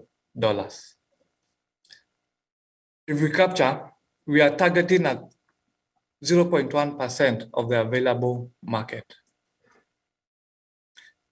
To get these numbers, we are focusing on strategic partners, for instance, in Francophone, to resell our technology. We have a team with a combined 70 years of experience in healthcare project management and business development. Robert believed in us and funded the development of our prototype. Dr. Siv provided us with a working space to build our business. Joan, who works with the UN, guided us in securing grant funding up to the tune of $50,000 to build our current MVP. Paul is leading the technical team to release our cloud data collection feature, while I work on building partnerships and sales channels. We are raising $500,000 for our seed round to enable us scale up our infrastructure, business development, and R&D. If any one of you here knows someone who will be interested in funding a startup that is literally saving lives, we will be happy to have a conversation. Thank you. I wanted Thank to use you so much, a few Tom. seconds Thank to show you how Thank it you so works. much, Tom. Judges, we can head over to Q&A. Tom, you can keep doing what you're doing, but judges, we can set up for Q&A and start asking the questions when he shows us what the platform looks like. Welcome, judges.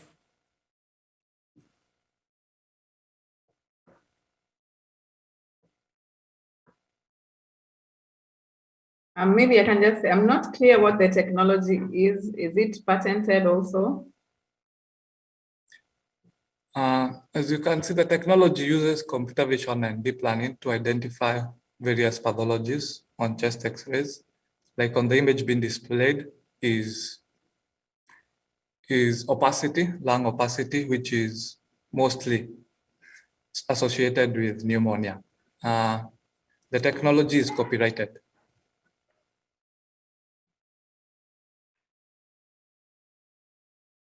Follow on about that technology. Doesn't that technology work for anywhere in the globe? It's not Africa specific. So the ability to use some sort of deep learning or other pattern recognition to give better diagnostics seems like the market opportunity would be huge, which means the competition from existing medical companies should be there. So is there some medical advice risk or something that makes this a dangerous market where people aren't already there? What we are doing, we are focusing on the African demographic regions where there are very minimal competitors, as well as data is not well structured. So what we are doing is collecting data within the region, annotating it, and training our technology. Thank you. What's your team's background for you to build a relationship to either take the data from hospitals and also build the revenue pipeline? Yes, we have a board, we have a team that is made up of data analysts, we have machine learning engineers, MLOps engineers, data engineers, and we also have business development teams. And pneumonia is the only thing that you can diagnose, or your roadmap include more symptoms and other diseases? Yeah, we have over 13 pathologies, combining to over 20 diseases, which include breast cancer, such as benign breast tumor and malignant breast cancer. But we are currently clinical trials we are doing now for chest diseases that has around 13 diseases, including TB, lung cancer, pleural thickening, infiltration, mass, and aortic enlargement, just to mention but a few. Thanks. What's the margin of error with the diagnostics? And is there any issue of liability? Yeah, we had an accuracy on our test data of 90%, and that is why we're also doing clinical trials to also see how it performs with real-time data.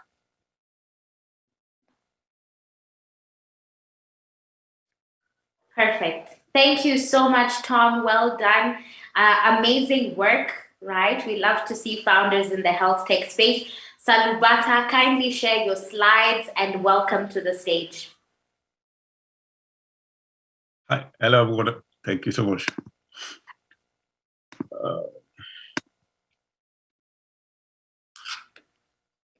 So can you see my deck? All right. Hi everyone, my name is Fela, and I'm the CEO and also a co-founder at SALUBATA. And at SALUBATA, our mission is to invent lifestyle technologies that help people and the planet. We presently occupy a niche where we repurpose shoes from plastic waste. We bootstrapped to date to reach a monthly recurrent revenue of $10,000. We currently have 1,400 plus customers and over 350,000 in revenue. We've gone ahead to further validate our course by winning at these global, national, and international competitions. About 2 weeks ago, we were recently showcased by Yahoo Finance. Now, the question surrounds why we do what we do. In a year alone, there are over 381 million tons of plastic waste produced. We already know the problem with the plastic pollution, and it's a plague around a lot of communities around the world. But we see that just only about 9% of this waste have ever been recycled. We have another situation whereby we have a lot of recycling companies around, but the volume of the plastic waste in the environment not only remains constant, but also more.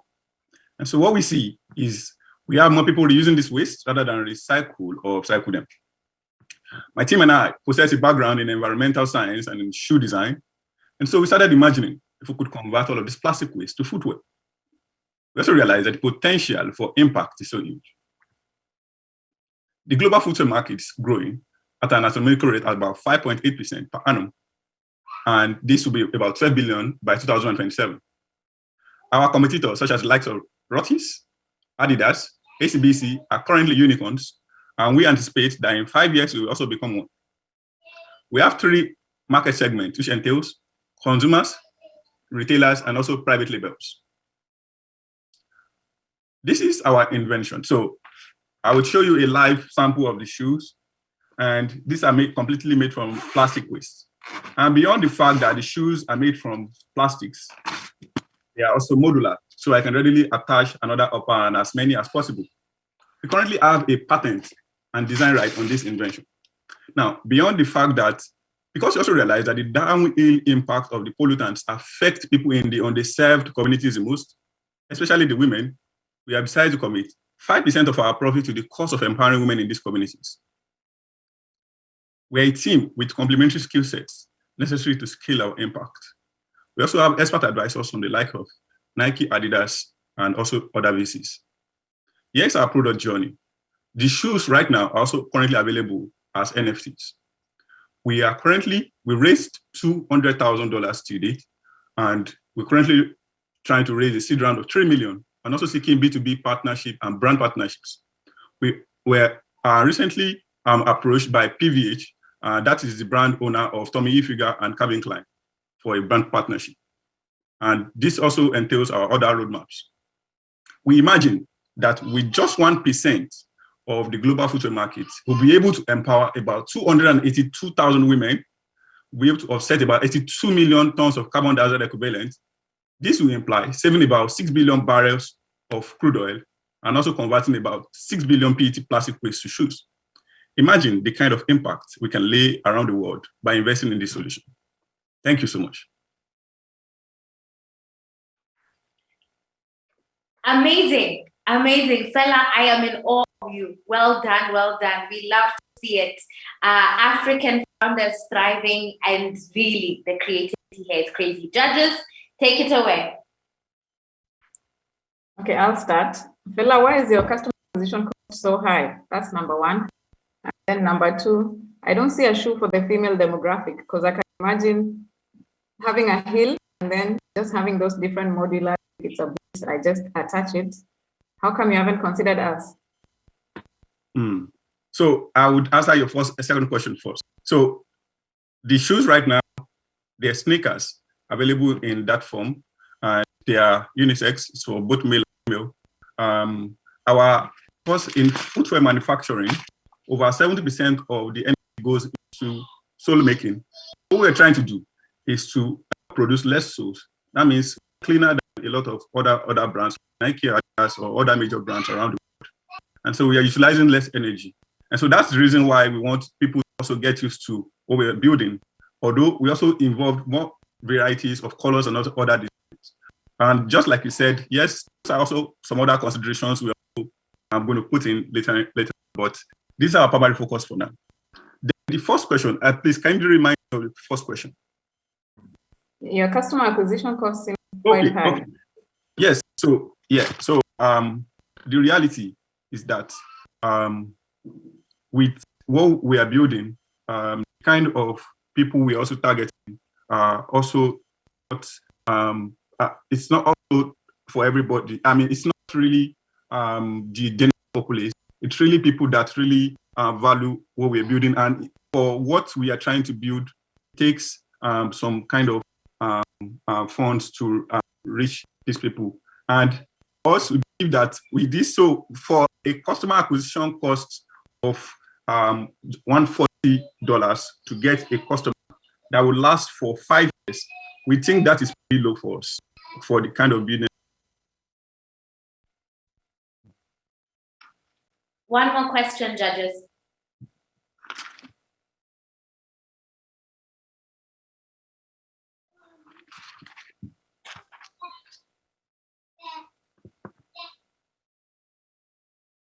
Okay, no more questions, I'm assuming. I think that must mean that everything was very clear. Thank you so much, Fela, for the amazing work you're doing. Well done, well done. This has been amazing, and I am so thankful to have had you here. Thank you so much. Now we're taking another break from the pitches, and I am proud to welcome Mwila Bwanga. Mwila is the Executive Director of Be Relevant Africa. He is an amazing governance expert and policy advocate from Zambia. Comrade Mwila, welcome, and thank you for being here. Thank you. Thank you so much for having me. Thank you so very much for having me, Edith. I want to confirm, am I audible?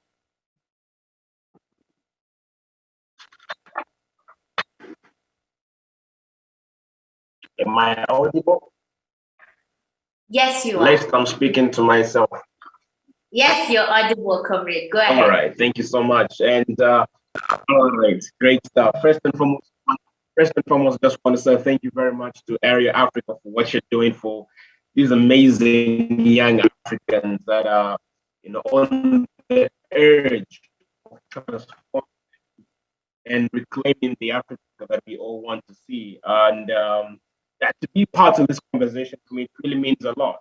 I keep telling many young people that I meet in the various spaces where I speak that the hope of Africa basically resides and rests, on the shoulders and on the innovation and illustrious and inspiring presentation during her presentation. And to the young people that have actually been presenting today, you guys are doing amazing work. You guys are the future, the Africa that you want to see, and just to see the amount of energy, the amount of creativity and relevance really gives me hope to continue hope.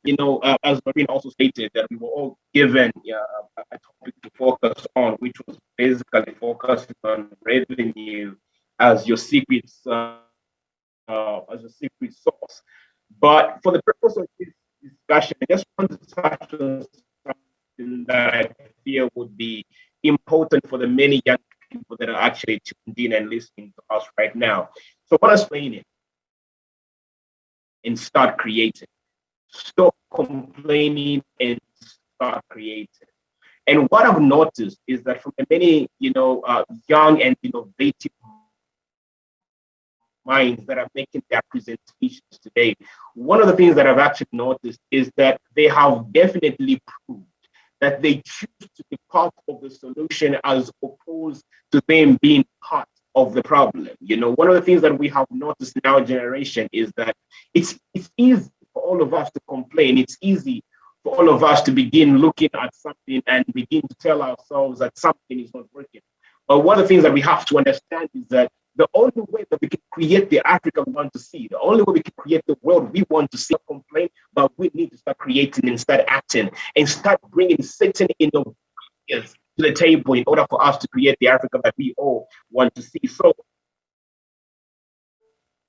in order for us to kickstart with our conversation, I want us to take the word create and regard it as an acronym, meaning each word, each letter in that word create is going to have a particular connotation to it in order for us to see how best we can, ignite ourselves relevance and begin to position ourselves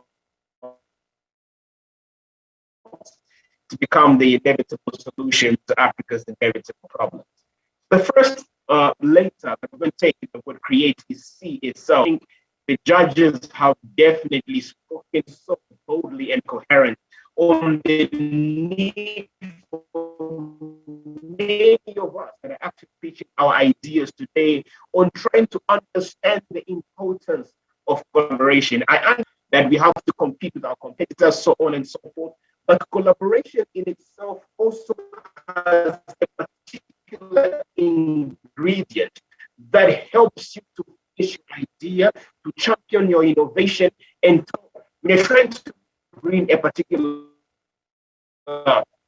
initiative to certain people in your network, certain organizations you can actually bring to the table in order for you to have a well-furnished and well-elaborated idea that helps you to have a more sustainable outreach as you champion your agenda. So collaboration is key in order for you to begin creating. The next state I want to talk about there is ARA, which is read.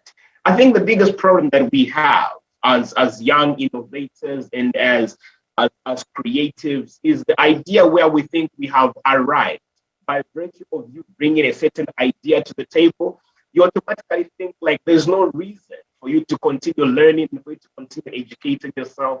So I believe for me, in order for you to continue creating and continue ideating, reading is inevitable, lest you begin bringing ideas to the table that have already been done before. It's important that you begin to assimilate certain information that you have never assimilated before. So to the many creatives right now, I just want to inspire you today to begin tapping into the idea of reading and researching, because research and development, I think someone might the audio is on.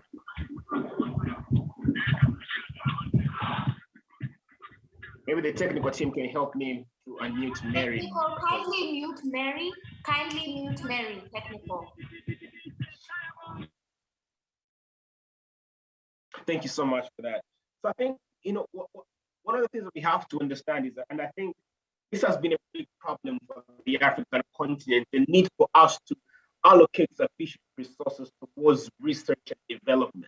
Because the last time I checked by a report that was done by the World Economic Forum, I think Africa literally allocates 1.2% towards research and development. And I feel for the young people that are actually trying to drive the innovation that we want to see right now, it's important that we invest our time in reading and we invest our time in research.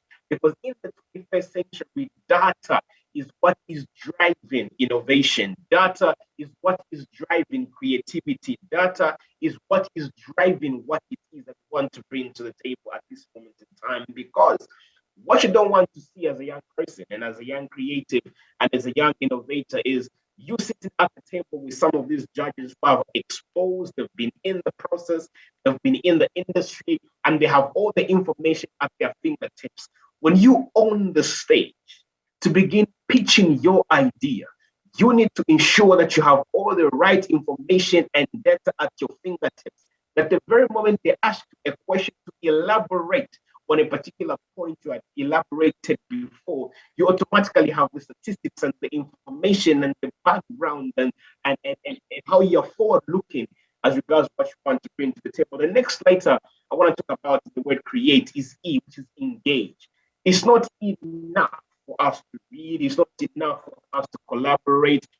It's inevitable that we engage. And even to the young people whose ideas may not be funded, whose ideas may not get the necessary support that they may be looking for, I think it's important that you still continue to engage and bring your idea to life.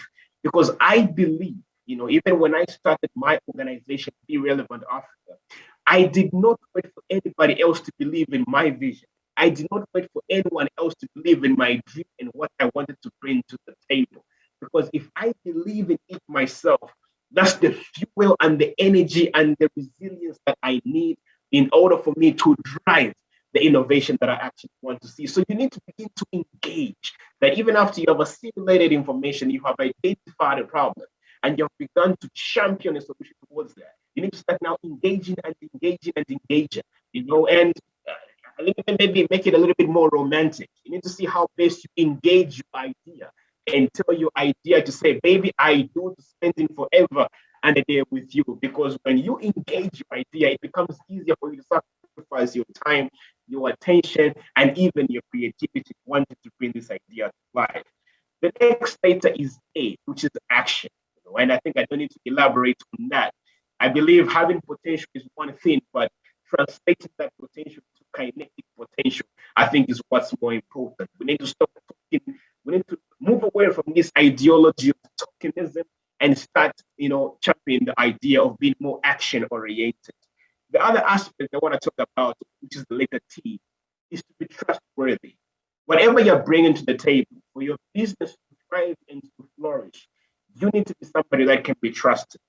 When your partners or your investors have allocated about $100,000 to help you grow your idea, you need to be somebody that can be trusted, that you are going to use that money specifically for what it is it has been intended for.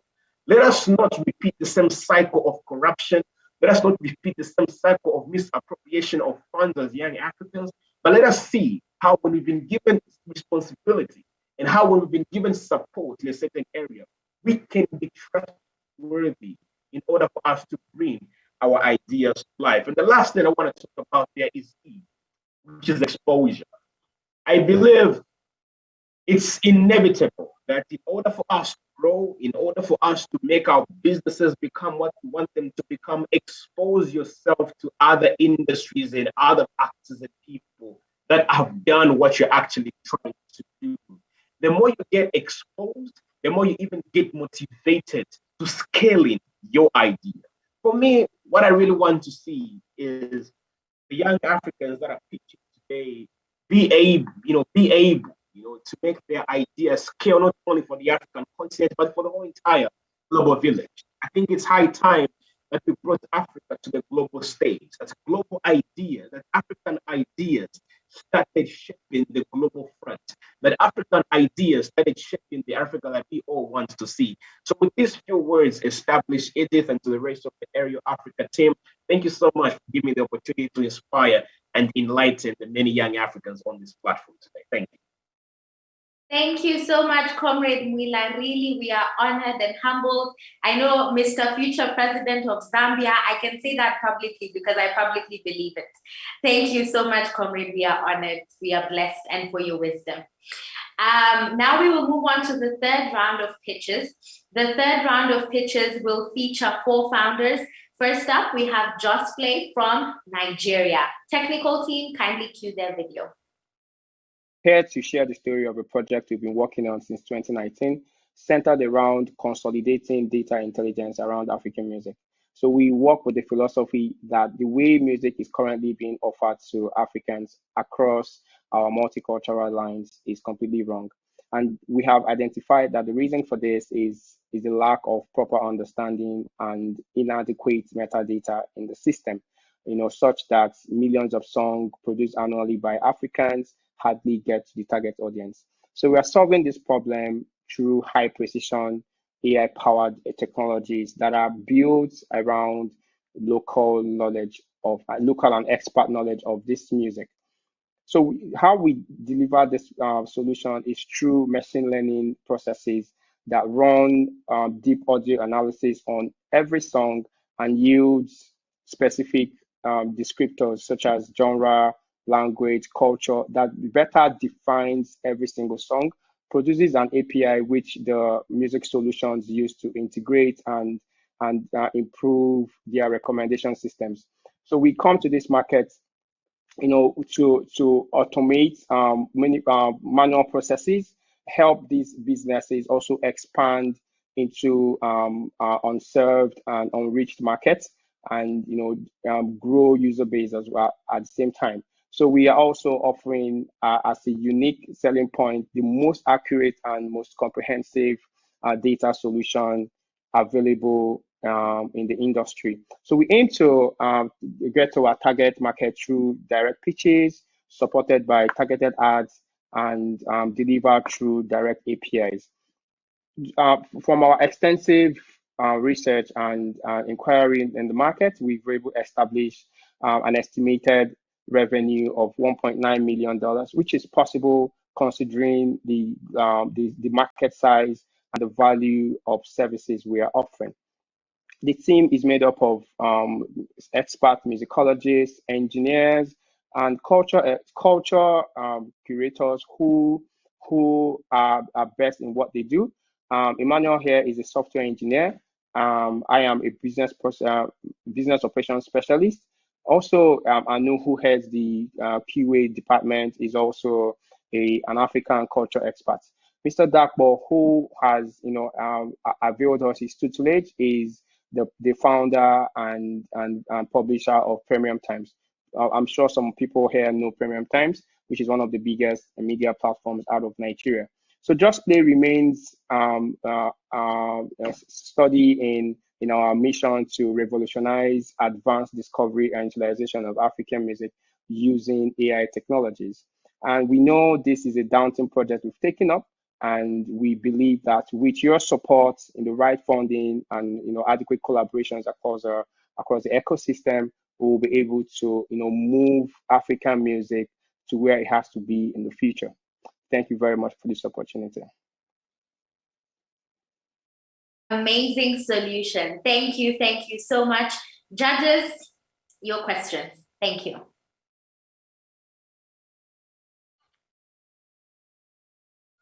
Because I spent 20 years working in radio. So the issue of the knowledge that you build about the genres of music you're playing by AI, there's a lot of things that have been going on for the past 15 plus years where tune recommendation is a big part of the industry.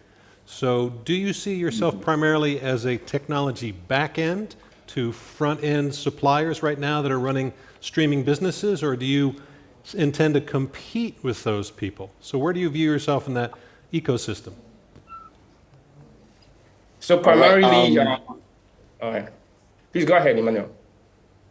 All right, yeah. So primarily we view ourselves as the back end for those front end guys who are serving the markets at the moment. But we are also aware that the future of streaming is same as the FM. It's going to be the same as the FM. It's going to be democratized in the nearest future. Yeah, so we are keeping tabs on that and are very agile as well. Okay, sounds great.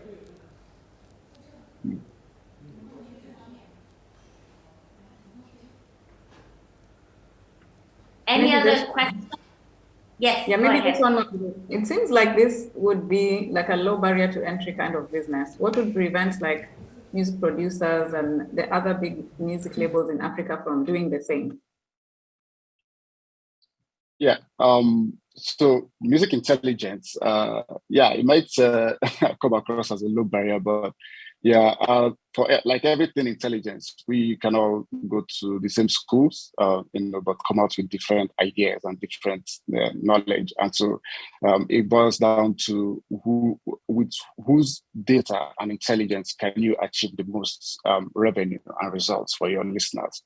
How can you target someone in Guinea Republic using a global application, and keep that person's business, as well as targeting someone in, or maybe Efua in Nigeria, considering that those two clients or listeners have different music tastes that is powered, backed mostly by their cultures. So we have our what we call our secret sauce, which we have used to develop special algorithms that give us huge special metadata that we can would be difficult to replicate in the market.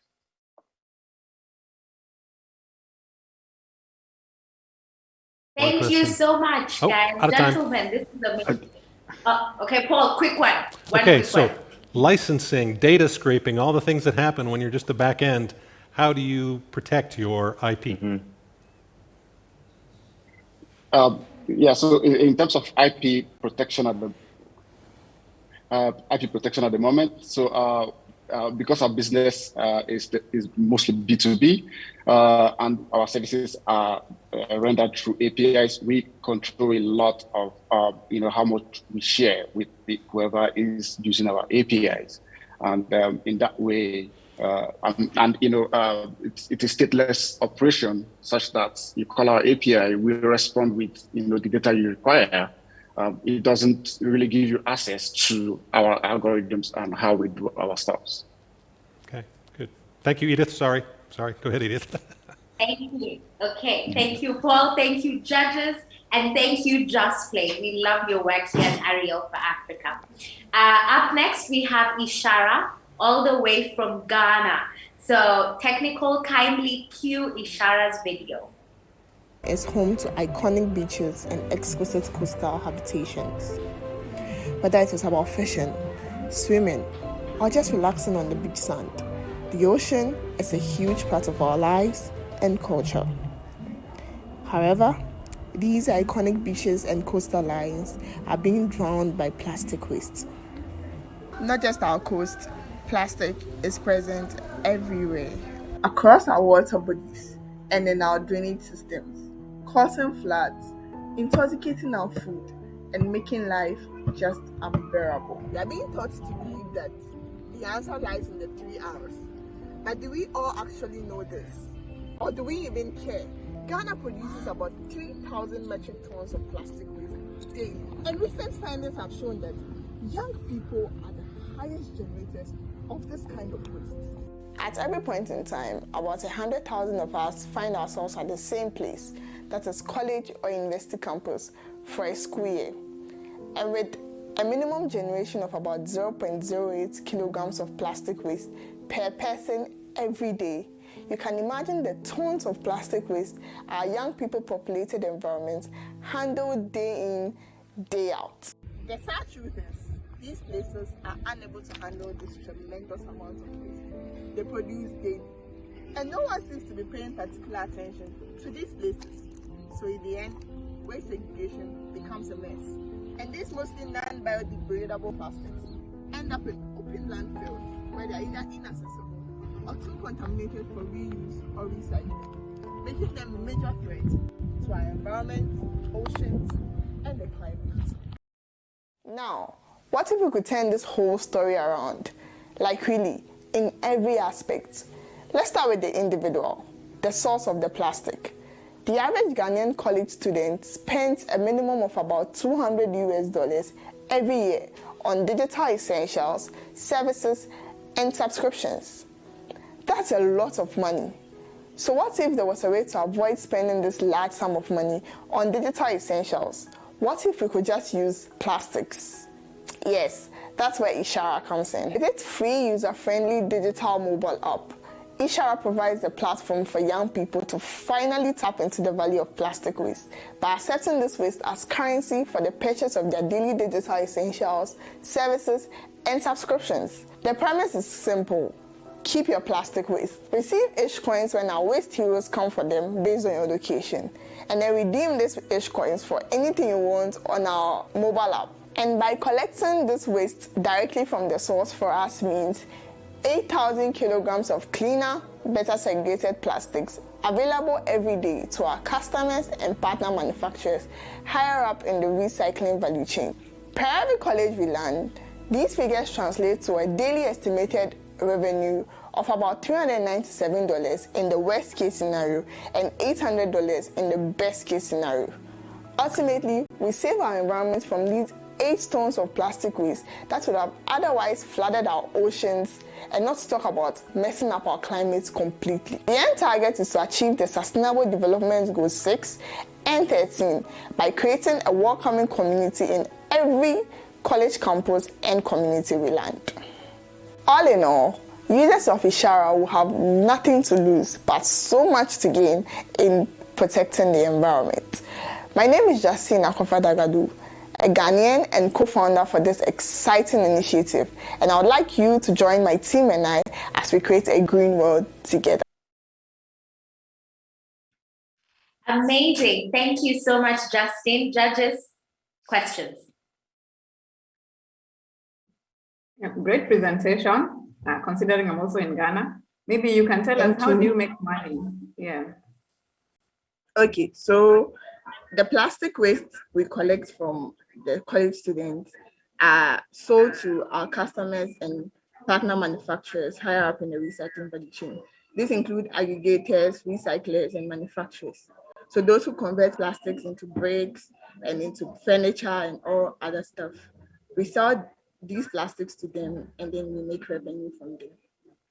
And then the second part of revenue making is from the reward section of our app, where we give rewards based on the ish coins that our people get and redeem. So we buy the rewards in bulk, and then we sell those rewards on the app based on retail price, and then that's our second part of revenue. Maybe you can give us some numbers based on when you started. Okay, so our company is an early stage startup, and we are still we are now in the process of launching the app. So we don't have concrete numbers, but estimated revenues on what we are going to get, which is about $397 daily. In the worst case scenario, that's if 40% of our target market are on our app and are using our service actively. And in the best case scenario, that's 75% getting about $800 every day.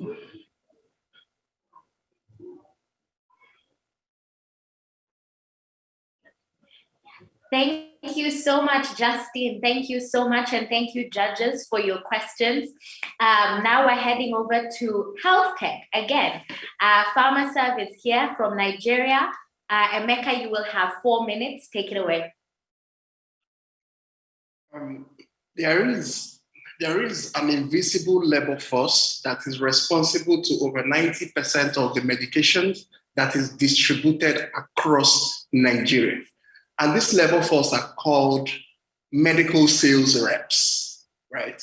But unfortunately, this labor force still do their processes manually, paper and pencil. And this has led to, lots of inaccuracy in orders, unavailability of medicines to pharmacies, hospitals, and other informal merchants. And most importantly, this has contributed to counterfeit medication proliferation across Africa.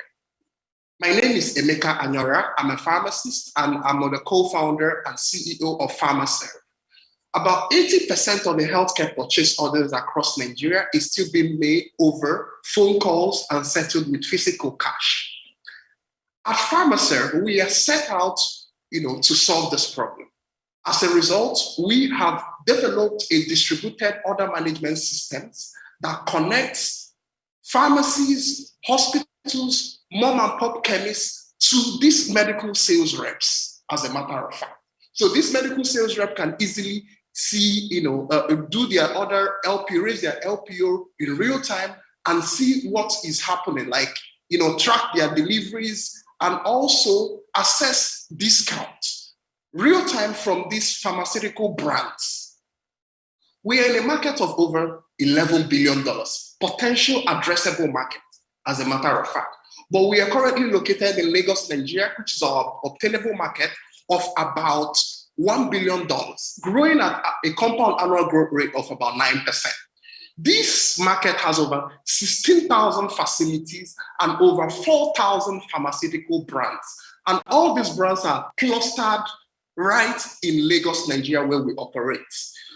We have competitors like Fieldmax Pro, Senri app, but our unique advantage is that we have a proprietary discounting algorithm that enables the suppliers to give discount to supply to their pharmacy customers that enable, that whenever they pay upfront, they get some kind of discount. And of course, we operate asset light, and we also have some proprietary features like the debt reminder feature on our platform. We currently do about 25K MRR, that's the monthly recurring revenue, and over 20 brands right on our platform. These brands include high generic brands, branded companies like Merck, right? How do we generate revenue? We generate revenue via commission fee, about 5% commission fee. And we also generate revenue based on our proprietary discounting algorithm. We are currently raising about 500K pre-seed round to enable us scale our effort to different other states in Nigeria, right? And we have a low customer acquisition cost, about $30, right? And a customer lifetime value of over $20,000. We currently have about 3,000 pharmacies on our waiting list in other regions in Nigeria, other states in Nigeria. And we are currently speaking to a lot of partners, that is suppliers, as a matter of fact, to come on our platform. Myself and my other team members, we are about 7 in a team, which constitutes about 2 pharmacists and about 4 engineers. I'm sorry they don't have their pictures here. And we are currently working with Merck, GSK, Pfizer. Thank you very much, guys, for this opportunity. And if you know anyone that has, can support us, please reach out to me. Thank you. Thank you so much, Emeka. Judges, any questions?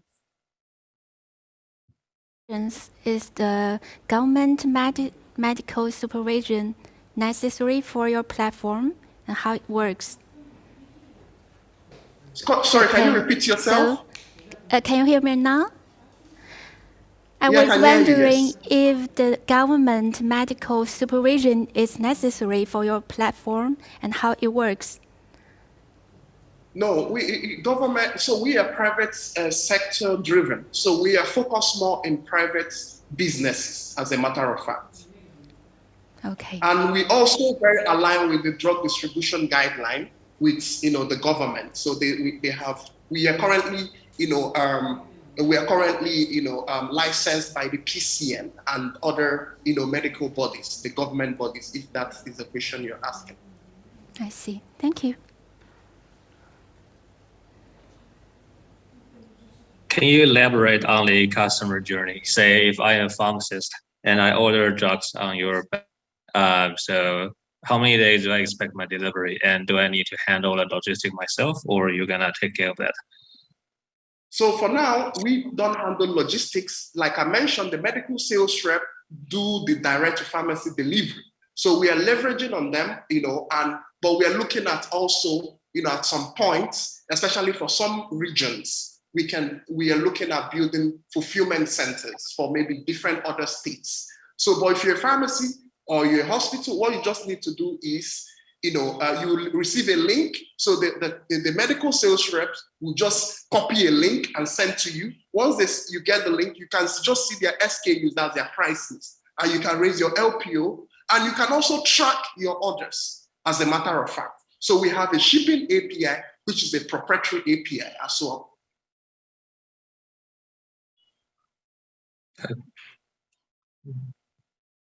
Perfect. Thank you so much, Emeka. That was fantastic. Well done, well done. And now for our final pitch, we have Hypacart. Kindly technical, cue the Hypacart video, and he will be here for questions. Thank you. Hi, I am Michael from Hypacart. So in Africa, if you want to buy a high heel shoe to wear for your wedding on Saturday, or you want to do grocery shopping to store in the house, you have the option of buying from a nearby shop or supermarket or from online shop, right? But majority of Africans still prefer to do our shopping from open air markets near us, because that is where we get the best deals and as well as the variety. In Ghana, there are about 10 million urban residents and 500 million across Sub-Saharan Africa that spend 4 to 10 hours to really find and shop for best deals in these open air markets, because they are completely disorganized, full of road traffic and congestion. And on the side of retailers in these markets, they are often uneducated and are not able to use the internet to sell beyond their storefronts. And the situation is worse for fresh grocery sellers in these markets, who endure 3% post-harvest losses at sales points, which can eat up to 10% of their profits. And the interesting thing we realize in this market is some of the grocery sellers actually don't own the groceries that they sell. And at the end of the week, they have to share the meager profits that they make with the owners of the groceries that they are selling, which is sometimes not even able to cater for their families. Our solution is a simple one: an online multi-vendor platform that sieves out the retailers with the best deals in these markets, and urban residents are able to shop from them. So what we do is we go into these markets, we look out for the retailers that have the best deals, and we put them on our platform, and urban residents are able to shop from them. Value to our users is they are able to access seamlessly access the best deals from open air market within 2 hours. And they also get access to hidden product authenticity data like originality and quality, which they usually wouldn't find on their own adventure if they go to this market. Retailers are able to enjoy 20 to 60% revenue boost and as well as reduction in post-harvest losses for fresh grocery sellers in this market. We are also seeking to eliminate profit sharing for some of these grocery retailers as well. We are targeting a $46 billion market in Africa, and in Ghana, we are targeting 1 million users within the next 5 years. We have Nigeria and Kenya as well within our 5-year roadmap. Our main users are the middle to high income class in residential areas, and as well as students in tertiary institutions. We are also targeting street food vendors and as well as corner shop owners. So with our marketing, what we are doing is we are involving our users actively in our marketing content creation to be able to create trust and speed up the awareness to consideration phase of our marketing funnel. We make an average of $2 for every purchase, which comes from discounts from our retailers and as well as service fee from our users. We also have the opportunity of making 10% margin if we help some of our vendors source for better inventory deals. We've served over 1,000 users so far for 100 plus retailers, and we have organizations like MEST and Y Combinator supporting us with our tech stack and as well as our fundraise. We are raising $100,000 to go after 20,000 users by the end of this year, and we're also actively seeking to attain profitability by the third quarter. We are very much impact driven, and aside eliminating profit sharing for some of these retailers, we are seeking to create 4,500 jobs for the youth via our marketing efforts and as well as grocery shoppers for the grocery platform. And we are seeking to be able to save 5,000 students from starvation through our buy now pay later feature, which we are seeking to launch in collaboration with tertiary institutions. We are a team with expertise in building and marketing digital retail products, and we believe with your support, we can be able to put offline local retailers in Africa's open air market on the digital spotlight. Thank you very much for your attention.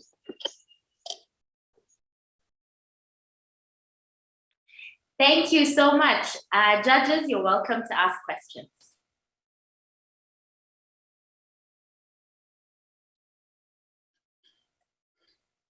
So who does the delivery? If I choose from the best source, the best groceries, who is responsible for deliveries? Where does that cost go to? Okay, thanks very much for the question. So on the grocery platform, we have shoppers. These are students that have an account on the platform, and they are able to receive orders from customers and are able to go to their market to shop for these customers. And because of bulky orders, they also work together with our logistic partners, that is delivery partners, to deliver to these customers. Yes, please. Do they shop, just a quick question from us, are they shopping from a particular stall, or how do they distinguish where exactly the best prices are when the customer comes onto the app? How does that whole part work? Because this is very informal sector that you're working in. Yes, please. So on the platform, we have retailers for every category. So what we do is we don't populate the platform with so many products for every category. So we have usually 1 or 2 vendors for a particular category of item, and the price, if they come to the platform, that is the best price they will get it. And so they don't need to go to the market to roam from shop to shop. If they are buying a fridge on our platform, that is the best price they will get from the market. And they're also able to see the vendor that they are buying from as well. Yeah. Okay, so you do all the work in the back end, looking at the best prices on that particular day, and those will be the vendors you put on. Is that? Yes. So we do go into these markets and we put in the effort of finding those that have the best pricing, and we upload their products. We create a store for them on their platform, and then urban residents are able to shop from them. So that is what we do. Yeah.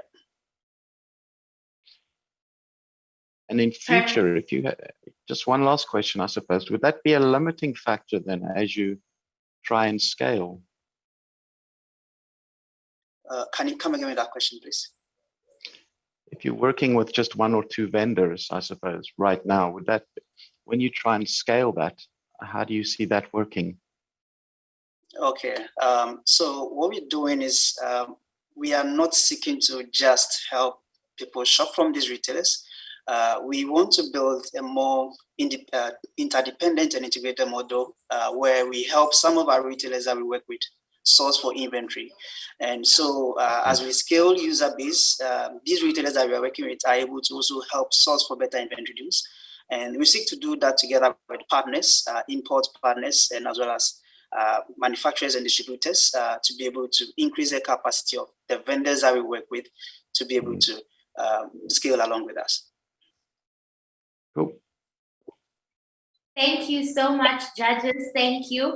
Now we're going to move over to the judges' deliberation. For the judges, there's a separate Teams link that you were sent in advance. Kindly move over in that direction. For the audience, you are welcome to vote for your favorite founder. So from the 12, select your founder favorite. They will receive a completely different and amazing prize that we're very excited to reveal. So the voting will happen via a link in the chat box. So when you open the chat box, you will see a voting link that will allow you to select your founder favorite. So let the voting commence. And now I would like to hand over to Ferouz Samere, who will be our moderator for the panel conversation. Welcome, Ferouz. Thank you so much, Edith. Can you hear me clearly, by the way, before I start and talk? Yes, we can. Thank you. Amazing, thank you so much. This was an amazing event. I'm enjoying it so far. I hope everyone is enjoying it too.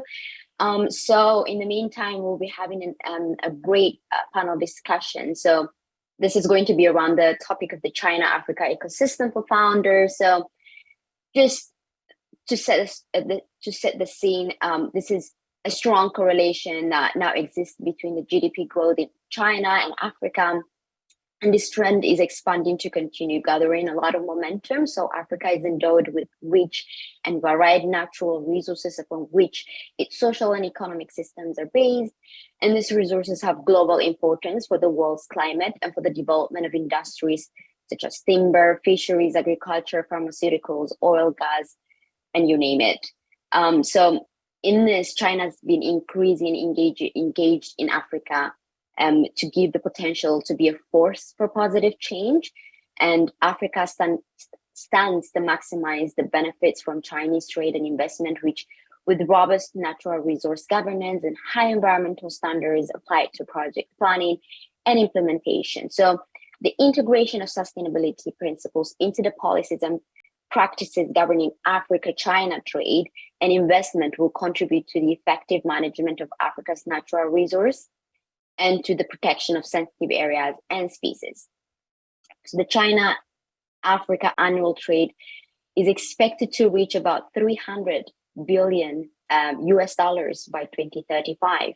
So China supporting Africa in increasing export capacity, it's strengthening cooperation with Africa countries in inspection and quarantine of agricultural produce and food.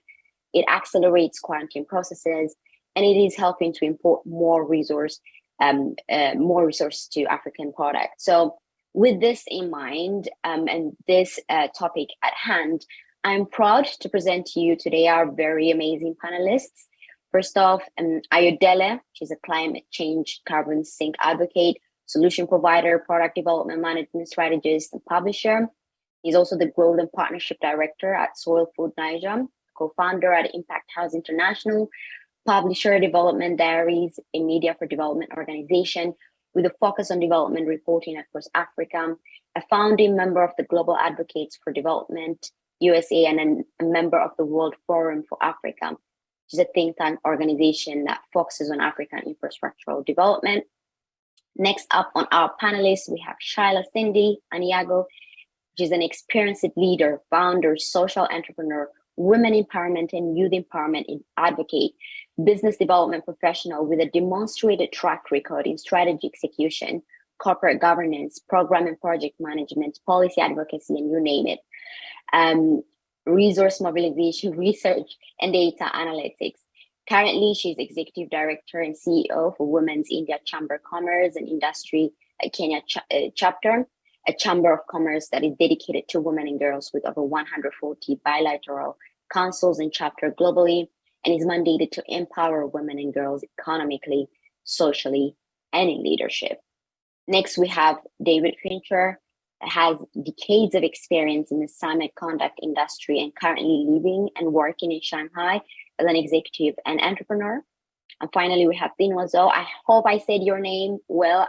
Zinwa, am I joined by you? I don't know if you have joined the panelist yet, as I was told that she's having difficulty arriving to the location. She has extensive work experience in investment and business consultancy. She was the strategic investment director for Meituan Group, which is one of the largest food and lifestyle app in China. So welcome our panelists. Thank you for making your time and joining us today. I'd like to go ahead and start with Shyla Cindy. As an entrepreneur yourself and the executive director of the Chamber, what are your thoughts on the realities of trade at the moment for the African entrepreneurs? And with that, what opportunities and challenges can you see in engaging in the continental and even trade with Asia and beyond? Thank you, Peruz. I hope you can hear me. Yes, we can hear you. Go ahead. I have a cold, but I hope my voice will be clear. So thank you so much once more for the wonderful introduction and the precise highlights for the China-Africa trade. It is indeed a pleasure to be here today with you all and my fellow panelists going through this very important topic and what entrepreneurs need to know about the African-China ecosystem. As Feroz had mentioned earlier, I'll go into this topic from two perspectives. One, as an entrepreneur, and two, as the executive director for the Chamber of Commerce.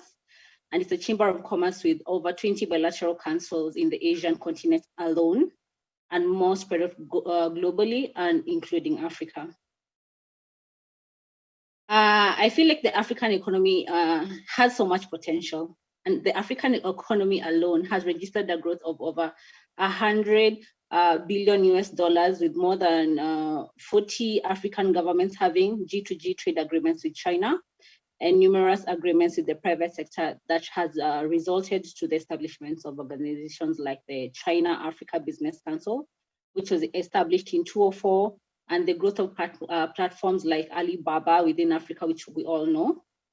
And China has remained the biggest trading partner for the past 12 years, with bilateral trade standing at more than 254 billion US dollars as at 2021, with a 35% annual increase as we move ahead from 2021, 2022 to the countries that come.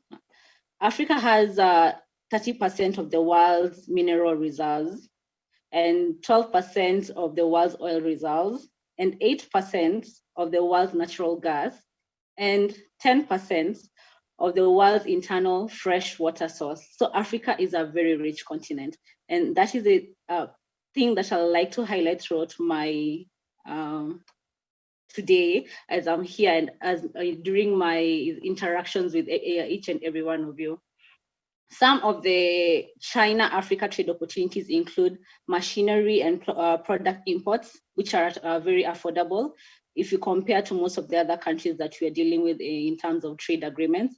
And these are in sectors like fisheries, agriculture, pharmaceuticals, construction, and also in the fashion and beauty industry. We also have opportunities in the social and economic tourism that has resulted to a few direct flights from Africa.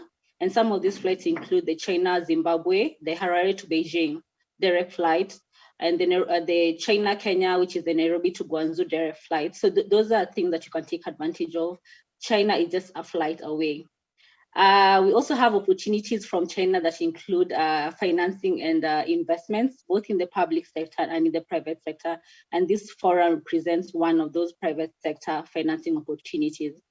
We also have business process outsourcing, where most China firms are using African factories to do things like stitching of garments for their exports. And China has also come in to invest in infrastructure, in things like the transport network, making it very easy to do business in Africa. And some of the opportunities also that are in Africa and are going into China are things like the exports in things like natural oil and the raw materials like gold, coal, and the natural oil. I think we can see them in countries like Sudan, Chad, Nigeria, Angola, and Gabon. But despite this potential, the reality in Africa is our share in the manufacturing output is very small. It stands at 1.9% globally. And our share of the global goods and services stand at only 3% of the global trade, with inter-African trade currently at 16% if we compare to continents like the Asia, which stand at 55% within the continent itself. And North America stands at 50%. And the European Union stands at 70% for the intra-continental trade. So I feel like Africa, we need to really pull up our socks so that we can take advantage of these opportunities, because we still remain the poorest. We are still the poorest continent in the world, with the sub-Saharan standing at two-thirds of the world, extremely poor population, which is really, really sad. Yet we own the biggest share of the raw materials and natural resources. And the huge bill of imports in resources like oil.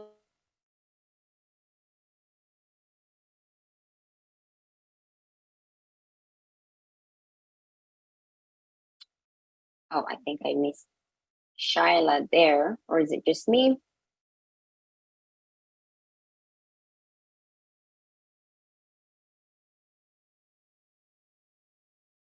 I think, is it just me? Yeah, I see everyone else moving, so I think it's Shyla that we've missed. Yeah, it's not just you. Yeah, but yeah, she was dropping a lot of really good insight there, and really as well very factual. But until she comes back, then I'd like to come to you, Arielle, going off of that.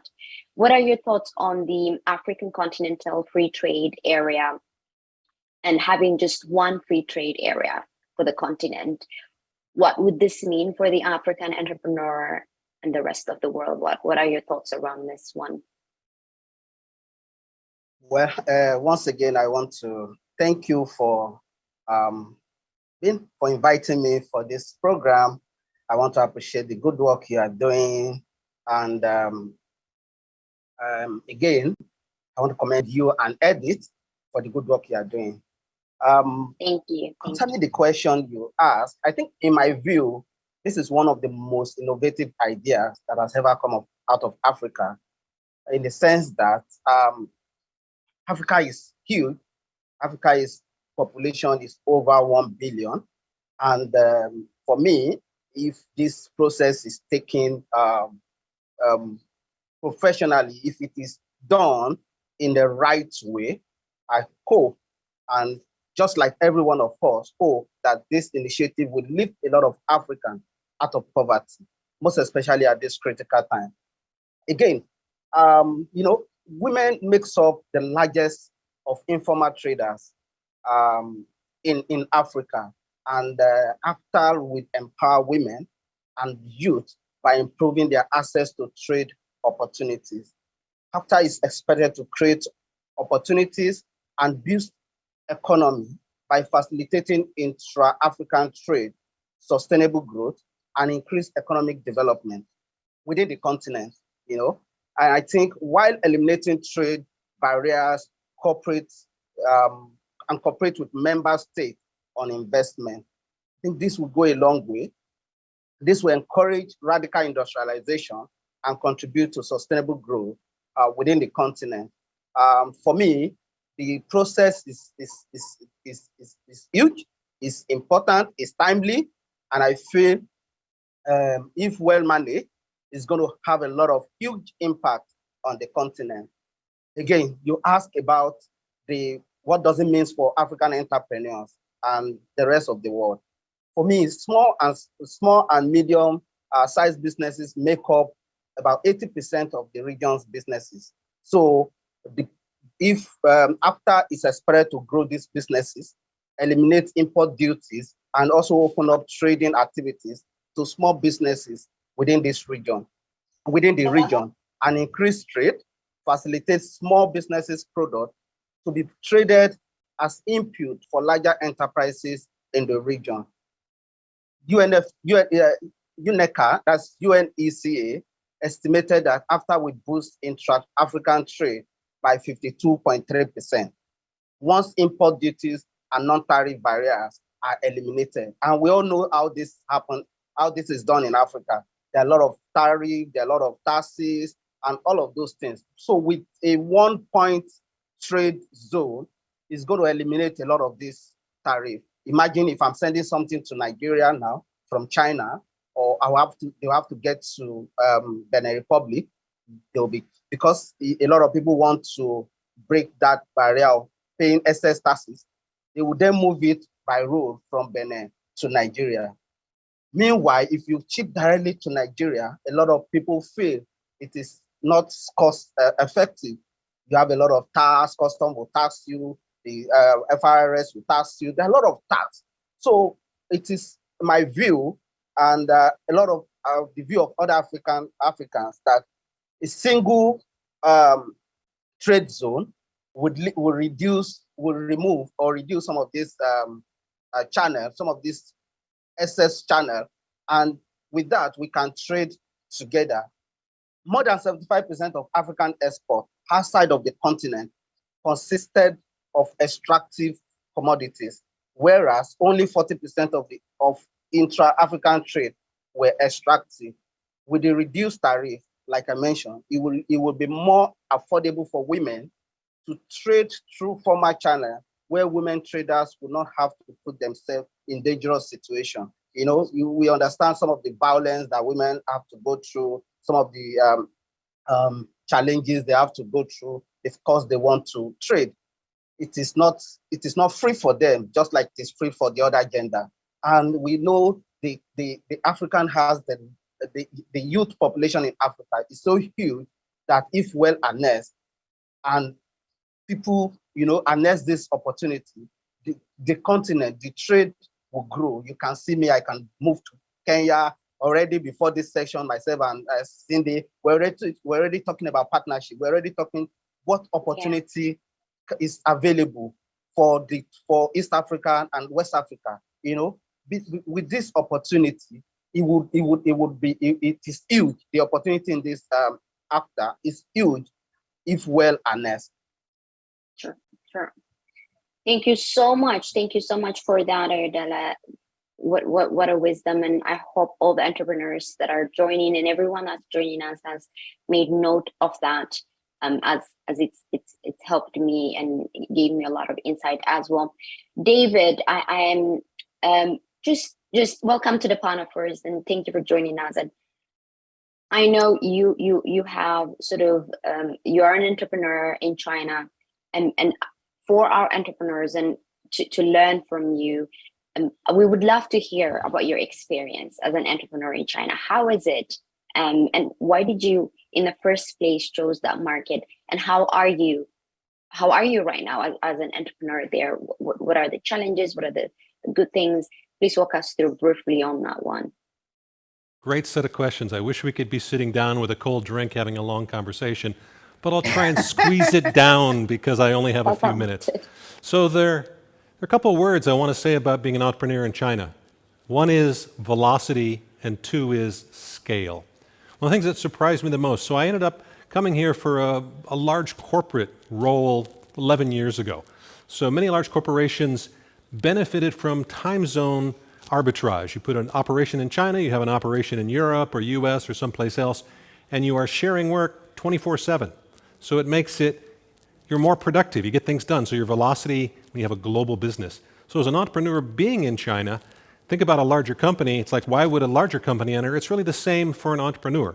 You're here because of the benefit. So I said velocity. You get stuff done faster. 1 year in China seems like 10 years back home because things happen so fast. The second word I said was scale.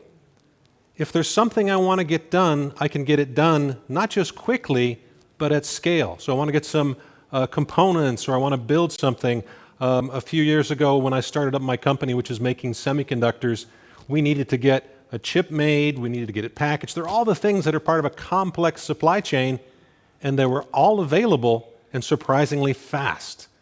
If I'm at home and it's midnight and I go, wow, I really need a new piece of hardware for my computer or something for my phone, I go online, I shop, and it shows up at my house the next morning like at 10 a.m. someone's knocking on the door delivering it.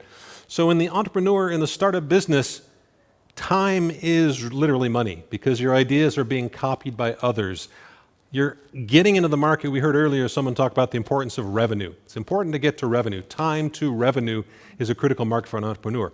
So shorten that time, get more things done. So for entrepreneurs, I would say it's really hard to only focus on being someone from outside of China coming to China to try to compete in China. It's a great place to base your entrepreneurial effort focused outward. You get all the benefits of locality. You get the speed, the breadth, the scale, all those sorts of things. But then you have the global market to face out to. So the hardest part for the people I know that have come here and tried to run this recipe, the hard part is you are an outsider doing business in a place where there's some different friction. So it's like, well, I'll just stay home in my home market and I'll sort of make it all work out.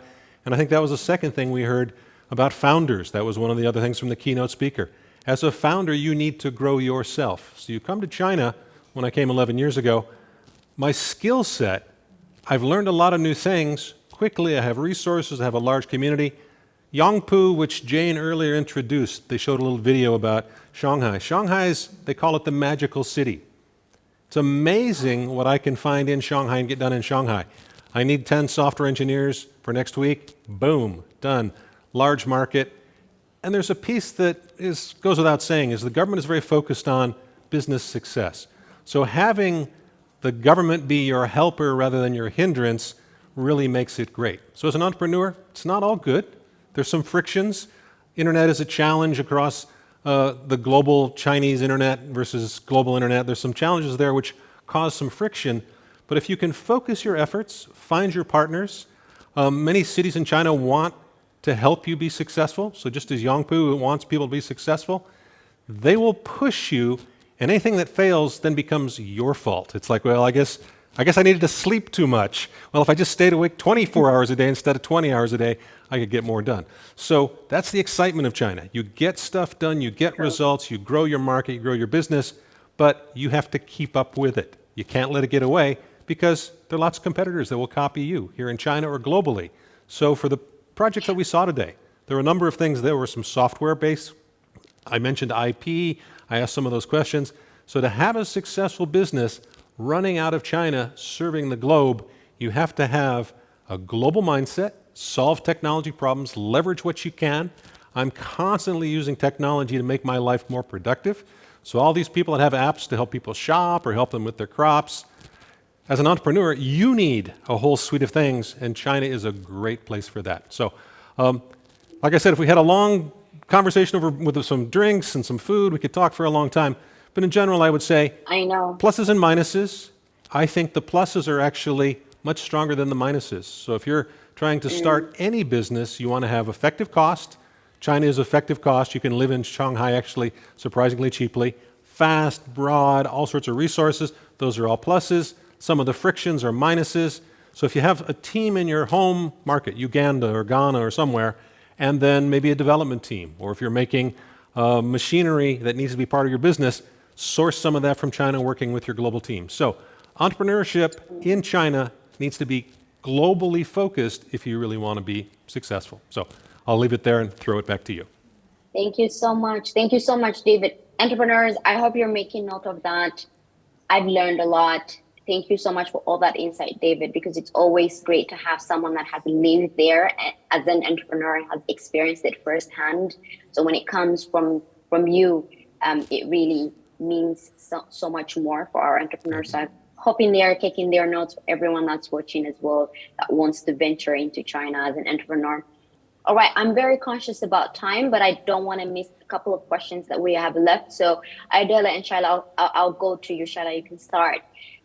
So I want you to briefly mention, what do African startups need to do to sort of level up now? Yeah, we said we have all of these resources, and we said we have, but we're also the poorest continent. what do we need to level up? I know entrepreneurship, startups, founders are the weapon to fight this. So what do they need to level up? What gaps do they need to fill? And how can they prepare, to sort of scale? So, Shala, if you can shed some lights on that one, and then I'll move to Arielle. Thank you, Ferouz. As all my panelists have presented, there's so many opportunities between Africa and China. And as an entrepreneur, as David says, velocity and scale is really important in terms of how fast you get some things done.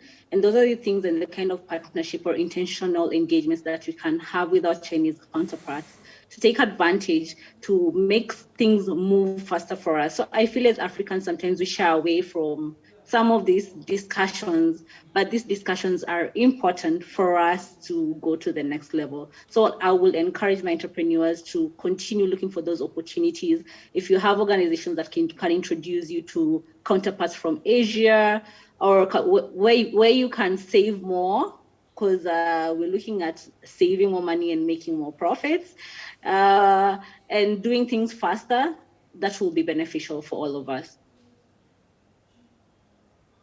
Amazing. Thank you so much. Thank you so much, Shala. Amazing. To you, Arielle, what are your thoughts on that one? How can they fill the gaps? What would you say would they need to do to sort of level up our startups as founders? Okay. I think David has hit it the nail. But I think aside what David has mentioned, which is velocity and scale, there is need for African entrepreneurs to learn how to network. There is importance in networking. Let's network. Let's learn how to collaborate and partner with people. Now, entrepreneurs here can begin to say, oh, I have been having challenge in this area. Now David is in China. How can I leverage on his expertise and his network in China to help me facilitate and fast track my process or my product? And a lot of times African entrepreneurs, we just like Cindy mentioned, we shy away from a lot of things. There's the place of mentorship. Now I am here, I can say, David, I want to do ABC in China. Can you mentor me? Can you guide me? Can you do this for me? Yes, a number of times we come back to funding. Our focus is more funding. But for me, funding is not always the first thing needed. You need a lot of, you need to tidy up a lot of area before you can say you want to focus on funding. Funding is important, but you have to learn how to network, have to learn how to seek partnership with other organizations. Mentorship is very key. And again, talent, there's still talent gap, Yes, I must commend the organizations that are investing in talent development in Africa, but it's still not enough. Already we've seen that a lot of our talents that have been developed, built on daily basis are looking for a way to get out of Africa. Now Africa we are now, there's what I would call brain drain in the area of talent. A lot of experts are leaving Africa. So African population is huge and the youth population is big. So can we continue to invest on this area? And again, government must be ready. It shouldn't be an investment for a private sector or for an individual alone. Government must be ready to support in this area, invest. Other international organizations must be ready to collaborate with entrepreneurs that are doing well as a way of mentoring others, as a way of building talent. And with that, funding will come for all of this development. And again, in everything we are doing as entrepreneurs, we must not forget this part. Climate change is real. Climate change is real. As entrepreneurs, we must factor how do we reduce emission in whatever we're producing or in whatever we are doing. Thank you. Sure. Thank you so much. Thank you. This is amazing. I wish, like David said, we had way longer time, but it is going to chase me if I don't stick to my time in. But David, I'll come back to you one last time because this, I think, is very important for our founders, our startups that we're here for today. what industries or sectors do you believe African entrepreneurs should target in China, or can target of that matter? Yeah, so let me go back to that partnership thing. The world is flat. So anyone who says, oh, I'm doing something for my country because I can innovate here, the answer is you need to look outward. So China's been very successful at partnering with the world to bring things back. Don't reinvent the wheel. So if there's something, whether it's an app, whether it's a platform, whether it's technology, as a founder, it makes you happy to say, well, I invented this myself. Don't invent it. Leverage it, partner, network. I heard that from all those other people. So China is a great partner, like I said, for velocity. So as a founder, focus globally. Don't just say, I'm going to be successful in my own region because our markets are different. I asked someone the question about the X-rays. It's like, well, that's not specific to Africa. Everyone in the world can use that. That technology, you should think bigger, because if you don't, someone will come take it from you. That's the problem. For entrepreneurs these days, you can't protect yourself in a little market. If you have an idea, you need to think big fast, and that's why velocity is critical. Go big, scale, and get it into the market. You can't wait. The market's very fast. So that's my thought. Founders, hurry up. So when people say they've been doing something since 2019, that's a lifetime in China. We've had businesses come and go in 3 years. Boom, done. So get going faster. So that's it for me. Time's up.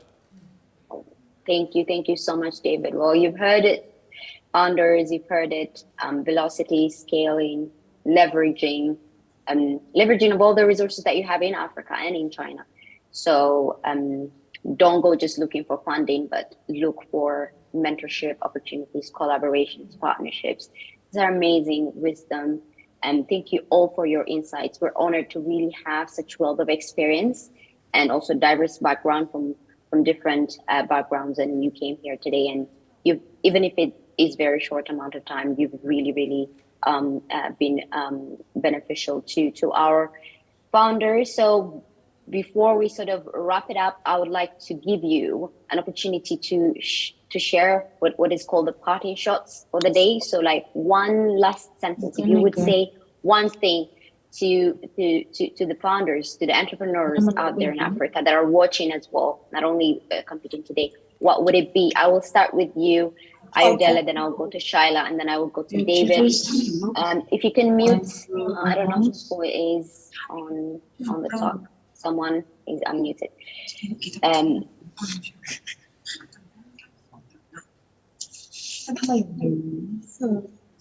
Okay. I think there's a background. Okay. Yeah, go ahead, Arielle. I'll start with you. Okay. Thank you once again, thank you for the opportunity. I want to encourage entrepreneurs, startup out there, that there's opportunity out there. There's opportunity, a lot of opportunity, and we cannot solve the problem alone. We can't solve the problem alone. We must be ready to get our own niche, partners with other organizations for us to scale. There's a lot of opportunity out there. It is time for us to focus. Don't be deviate, because as founders, you may be doing something and you discover that, oh, there's another idea. No, focus on one and nail it to the end. There's a lot of opportunity there. I want to encourage everyone, and I want to congratulate those entrepreneurs that are pitched here today. I wish all of them all the best. Thank you, Arielle. Back to you, Shyla. Thank you so much for the opportunity to also the panelists and fellow panelists were wonderful. Seeing the opportunities that entrepreneurs were pitching was amazing. And it's not easy to pitch sometimes, but it all comes from confidence, consistency. Please, guys, continue having the confidence in yourselves. And as David said, do not sleep on your ideas. Guys, people say, there's a saying that people say out here that the grave, I'm sorry to be using this, is the most wealthy place in the world, because a lot of people, yes, a lot of people die with these ideas. But I would like to congratulate you for stepping up and coming in front of all of us to present your ideas. We are cheering for you. Congratulations at whatever level. This is already a win. Because as Africans, we need to realize our potential. That will be my highlight for the day. And for us to leverage on our strengths. So that, and this can only be done through forums like this, through access to education and information, through strategic partnership and agreements that emphasize on advanced value addition within Africa and in all respective industries. This will create more meaningful businesses, more meaningful and decent jobs and employment opportunities, sustainability, and eventually the poverty numbers are going to go low. And countries like China present so many opportunities for Africans that we need to take advantage of. Please, guys, take advantage of China. But it's time for Africa to redirect more of its efforts towards the economic recovery through these partnerships and engagements so that everyone, everywhere will live a life of dignity and opportunity. Thank you. Amazing, amazing. Thank you so much for that, Shaila. Leverage the opportunities, realize the opportunities that lie in Africa. Thank you so much. David, back to you. What are your parting shots for the day for our entrepreneurs? I'll keep it short. So what I tell the people that I coach, I tell people that I coach, change yourself if you want to change the market. So eat your own dog food. There are all the different ways to say that. David, we can't hear you. Can't hear me? Team? Can't hear me? Yes? It's all right. Better? We're going to give you a bit of time. I think technical team, if you can help. Hello, team? Unmute. Can't hear you yet. No? I hate technology. I hate technology. Oh, no. I've worked in my whole career. Where am I? It's all right. David, what you can do is maybe if you can drop it on the chat because we really need it. Show hand symbols. Okay. Yes, we have to go. So we really need it though. Please drop it on the chat for our founders and our entrepreneurs. Thank you once again, Ayodele, Shaila, David, for joining us today. Can you hear me, David, now? I can hear you. Can you hear me?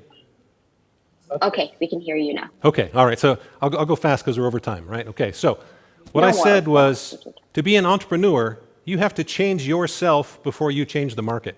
So that's learn those new skills, build those new relationships, use your product to transform your life. That's where it happens. And so when I talked about velocity, the sooner you change everything around you. So when I came to China, a lot of things changed and I started thinking, acting, and doing business differently. If you're trying to be an entrepreneur from your house, from your bedroom to save money, that's the wrong way to go. Go out, jump into the pool, sink or swim. You have to swim fast to succeed as an entrepreneur. Good for me. Thank you so much. Thank you. Oh my goodness. I'm very much inspired, empowered, and boosted because as a fellow African, I have a lot of ideas from my continent and I want to do so much for it. So this was really what I needed. Although I was the moderator, I was inspired. I was one of the entrepreneurs. So thank you so much, Ayodele. Thank you so much, Shaila. Thank you so much, David. Back to you, Edith, to announce the winners. And good luck to all the entrepreneurs. Even though you don't win today, you're still winners. Go ahead and never stop chasing your dreams and your ideas. Thank you.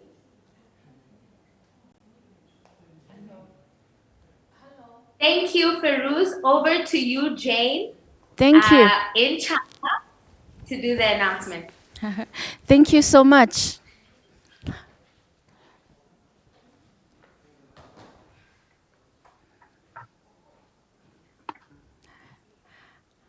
Okay, so after the steam hot pitch and also our juries debating as well as our roundtables sharing the inspiring thought, we definitely see the entrepreneur spirit throughout every single participant today. And I'm sure in our audience, you will share the same view. So now it is the time to go into the most exciting part, which is the announcement of the top 3. Without further ado, I would like to invite the first jury member, Leon. Could you announce the 3rd prize of today and give a few lines of why? Thank you. Great, thank you so much, Wu. So for the third place, we have drum rolls, PharmaServ. Yes. So we selected PharmaServ. Yes. And because we saw that this is a very relevant solution for the market, ensuring that we get our pharmaceuticals across the mass market. We also looked at the scalability. It's easy to scale this solution across the different countries in Africa. So we encourage PharmaServ to continue and look into integrating with Big Pharma and the solutions that Big Pharma has. So we're very encouraged by PharmaServ, and congratulations, you made third place. Thank you so much, and congratulations. And could you share a few lines, PharmaServ, as well? If you could unmute your microphone and letting us know. Sorry, I'm even very surprised. I'm just on the phone with someone, and I still can't believe it. But thank you very much for the opportunity, and looking forward to greater things ahead. Thank you, and Definitely. thank you, edits. That's been really very helpful. Yeah. Thank you. Thank you so much. Feel free to reach out anytime. So. Yeah, sure. And next one, I would like to invite Paul, our jury member, to announce the second place of today's competition. Paul? Cool. So firstly, just congratulations and well done to everyone who got into the finals. It was a great event to be part of, and very happy to be part of it. So second place, and this was a really tough decision actually, to get the top three. But second place, we've decided on SALUBATA. Oh, congratulations. Sorry. A couple of reasons behind that. Maybe I'll just share a few of the reasons that we discussed. We thought, it's a really innovative idea to solve a very important environmental issue around plastics. We thought it was a very innovative idea. Also, quite important, there seems to be a lot of market validation behind the product already, or behind the solution in terms of traction and also revenue to date. Very important. And then quite an exciting roadmap moving forward as well. So those were some of the main reasons why we decided on SALUBATA as our second choice. Okay. So the floor is yours, SALUBATA. I see you're very excited. So open your mic and tell us, how do you feel? Thank you so much. This is a great news to my team and I. This is an opportunity for further collaborations, further investment, and further building. We believe we can build a global brand at SALUBATA, and thank you for believing in us. Thank you so much.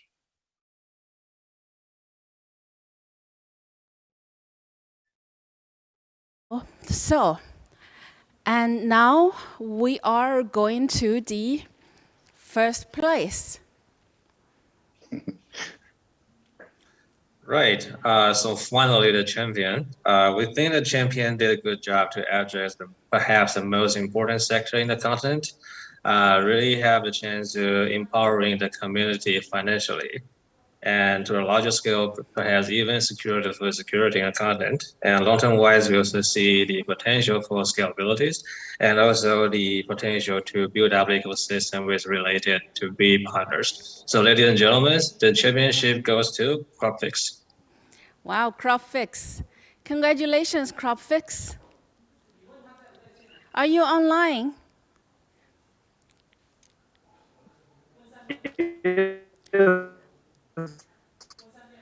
Are you there?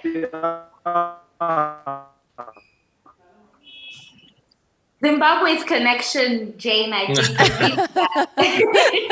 think. Gotcha. Yeah, I think he was on the way, and he managed very innovatively through our Q&A. So I'm going to give him, oh, is he here? Oh, he is here. Okay. Yeah, I think the signal is really not the best. Okay, so if the signal is coming back, we would give him the floor again. But thank you for the juries to give us the top 3. And we would love to hear more about those startups, not only the top 3, but all of them. It was a hard debate throughout. So now we are going to the 4th, but the special prize. And it is...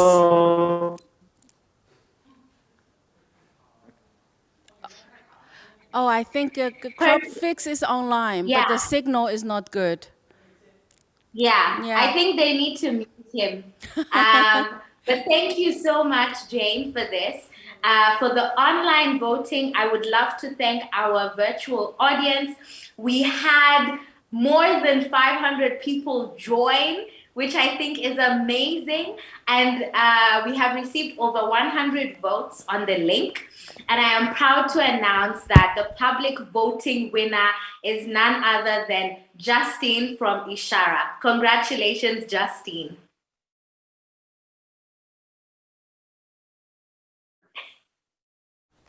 You can unmute. You're muted. Thank you. I'm so excited. Congratulations, Justine. Let us know how you're feeling, what your thoughts are. More than 70% voted for you. It's really amazing to see the crowd pulling in favor of Ishara, and I don't really have the words to show how excited I am. Thank you so much, Justine, and for all the amazing work you're doing and for your absolutely gorgeous pitch. I think your video pitch, like I continue to say, was unlike anything we have ever seen on this side. So congratulations, and we will be in touch on the next steps for you with the public voting winner prize and what that will look like. So congratulations. So having announcing all the winners, it's the time to get into a close of today's event. And before that, we would love to inviting everyone to open the camera and let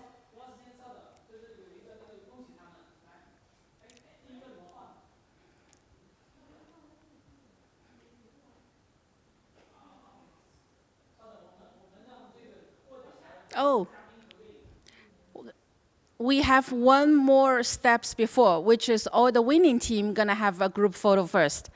And our tech team is trying to put in that very fresh results onto the screen. Just be a little patient.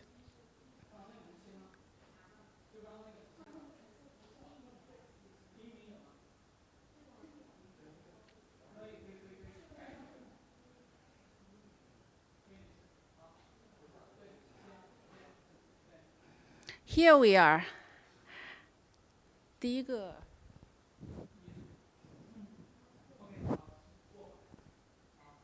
Okay, and now it's the time for the big family group. Please do open your cam, and we are going to take a group photo. 3, 2, 1. And our crews are also coming together with me. Let's join here all together. Can you see us?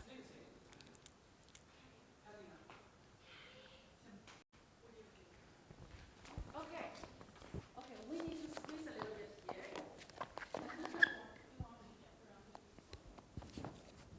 Okay. So let's do a cheers. 3, 2, 1. Okay. Thank you so much, and congratulations to everyone who joined with us today. And it's just the beginning. Thank you so much again. Thank you. Thank you so much.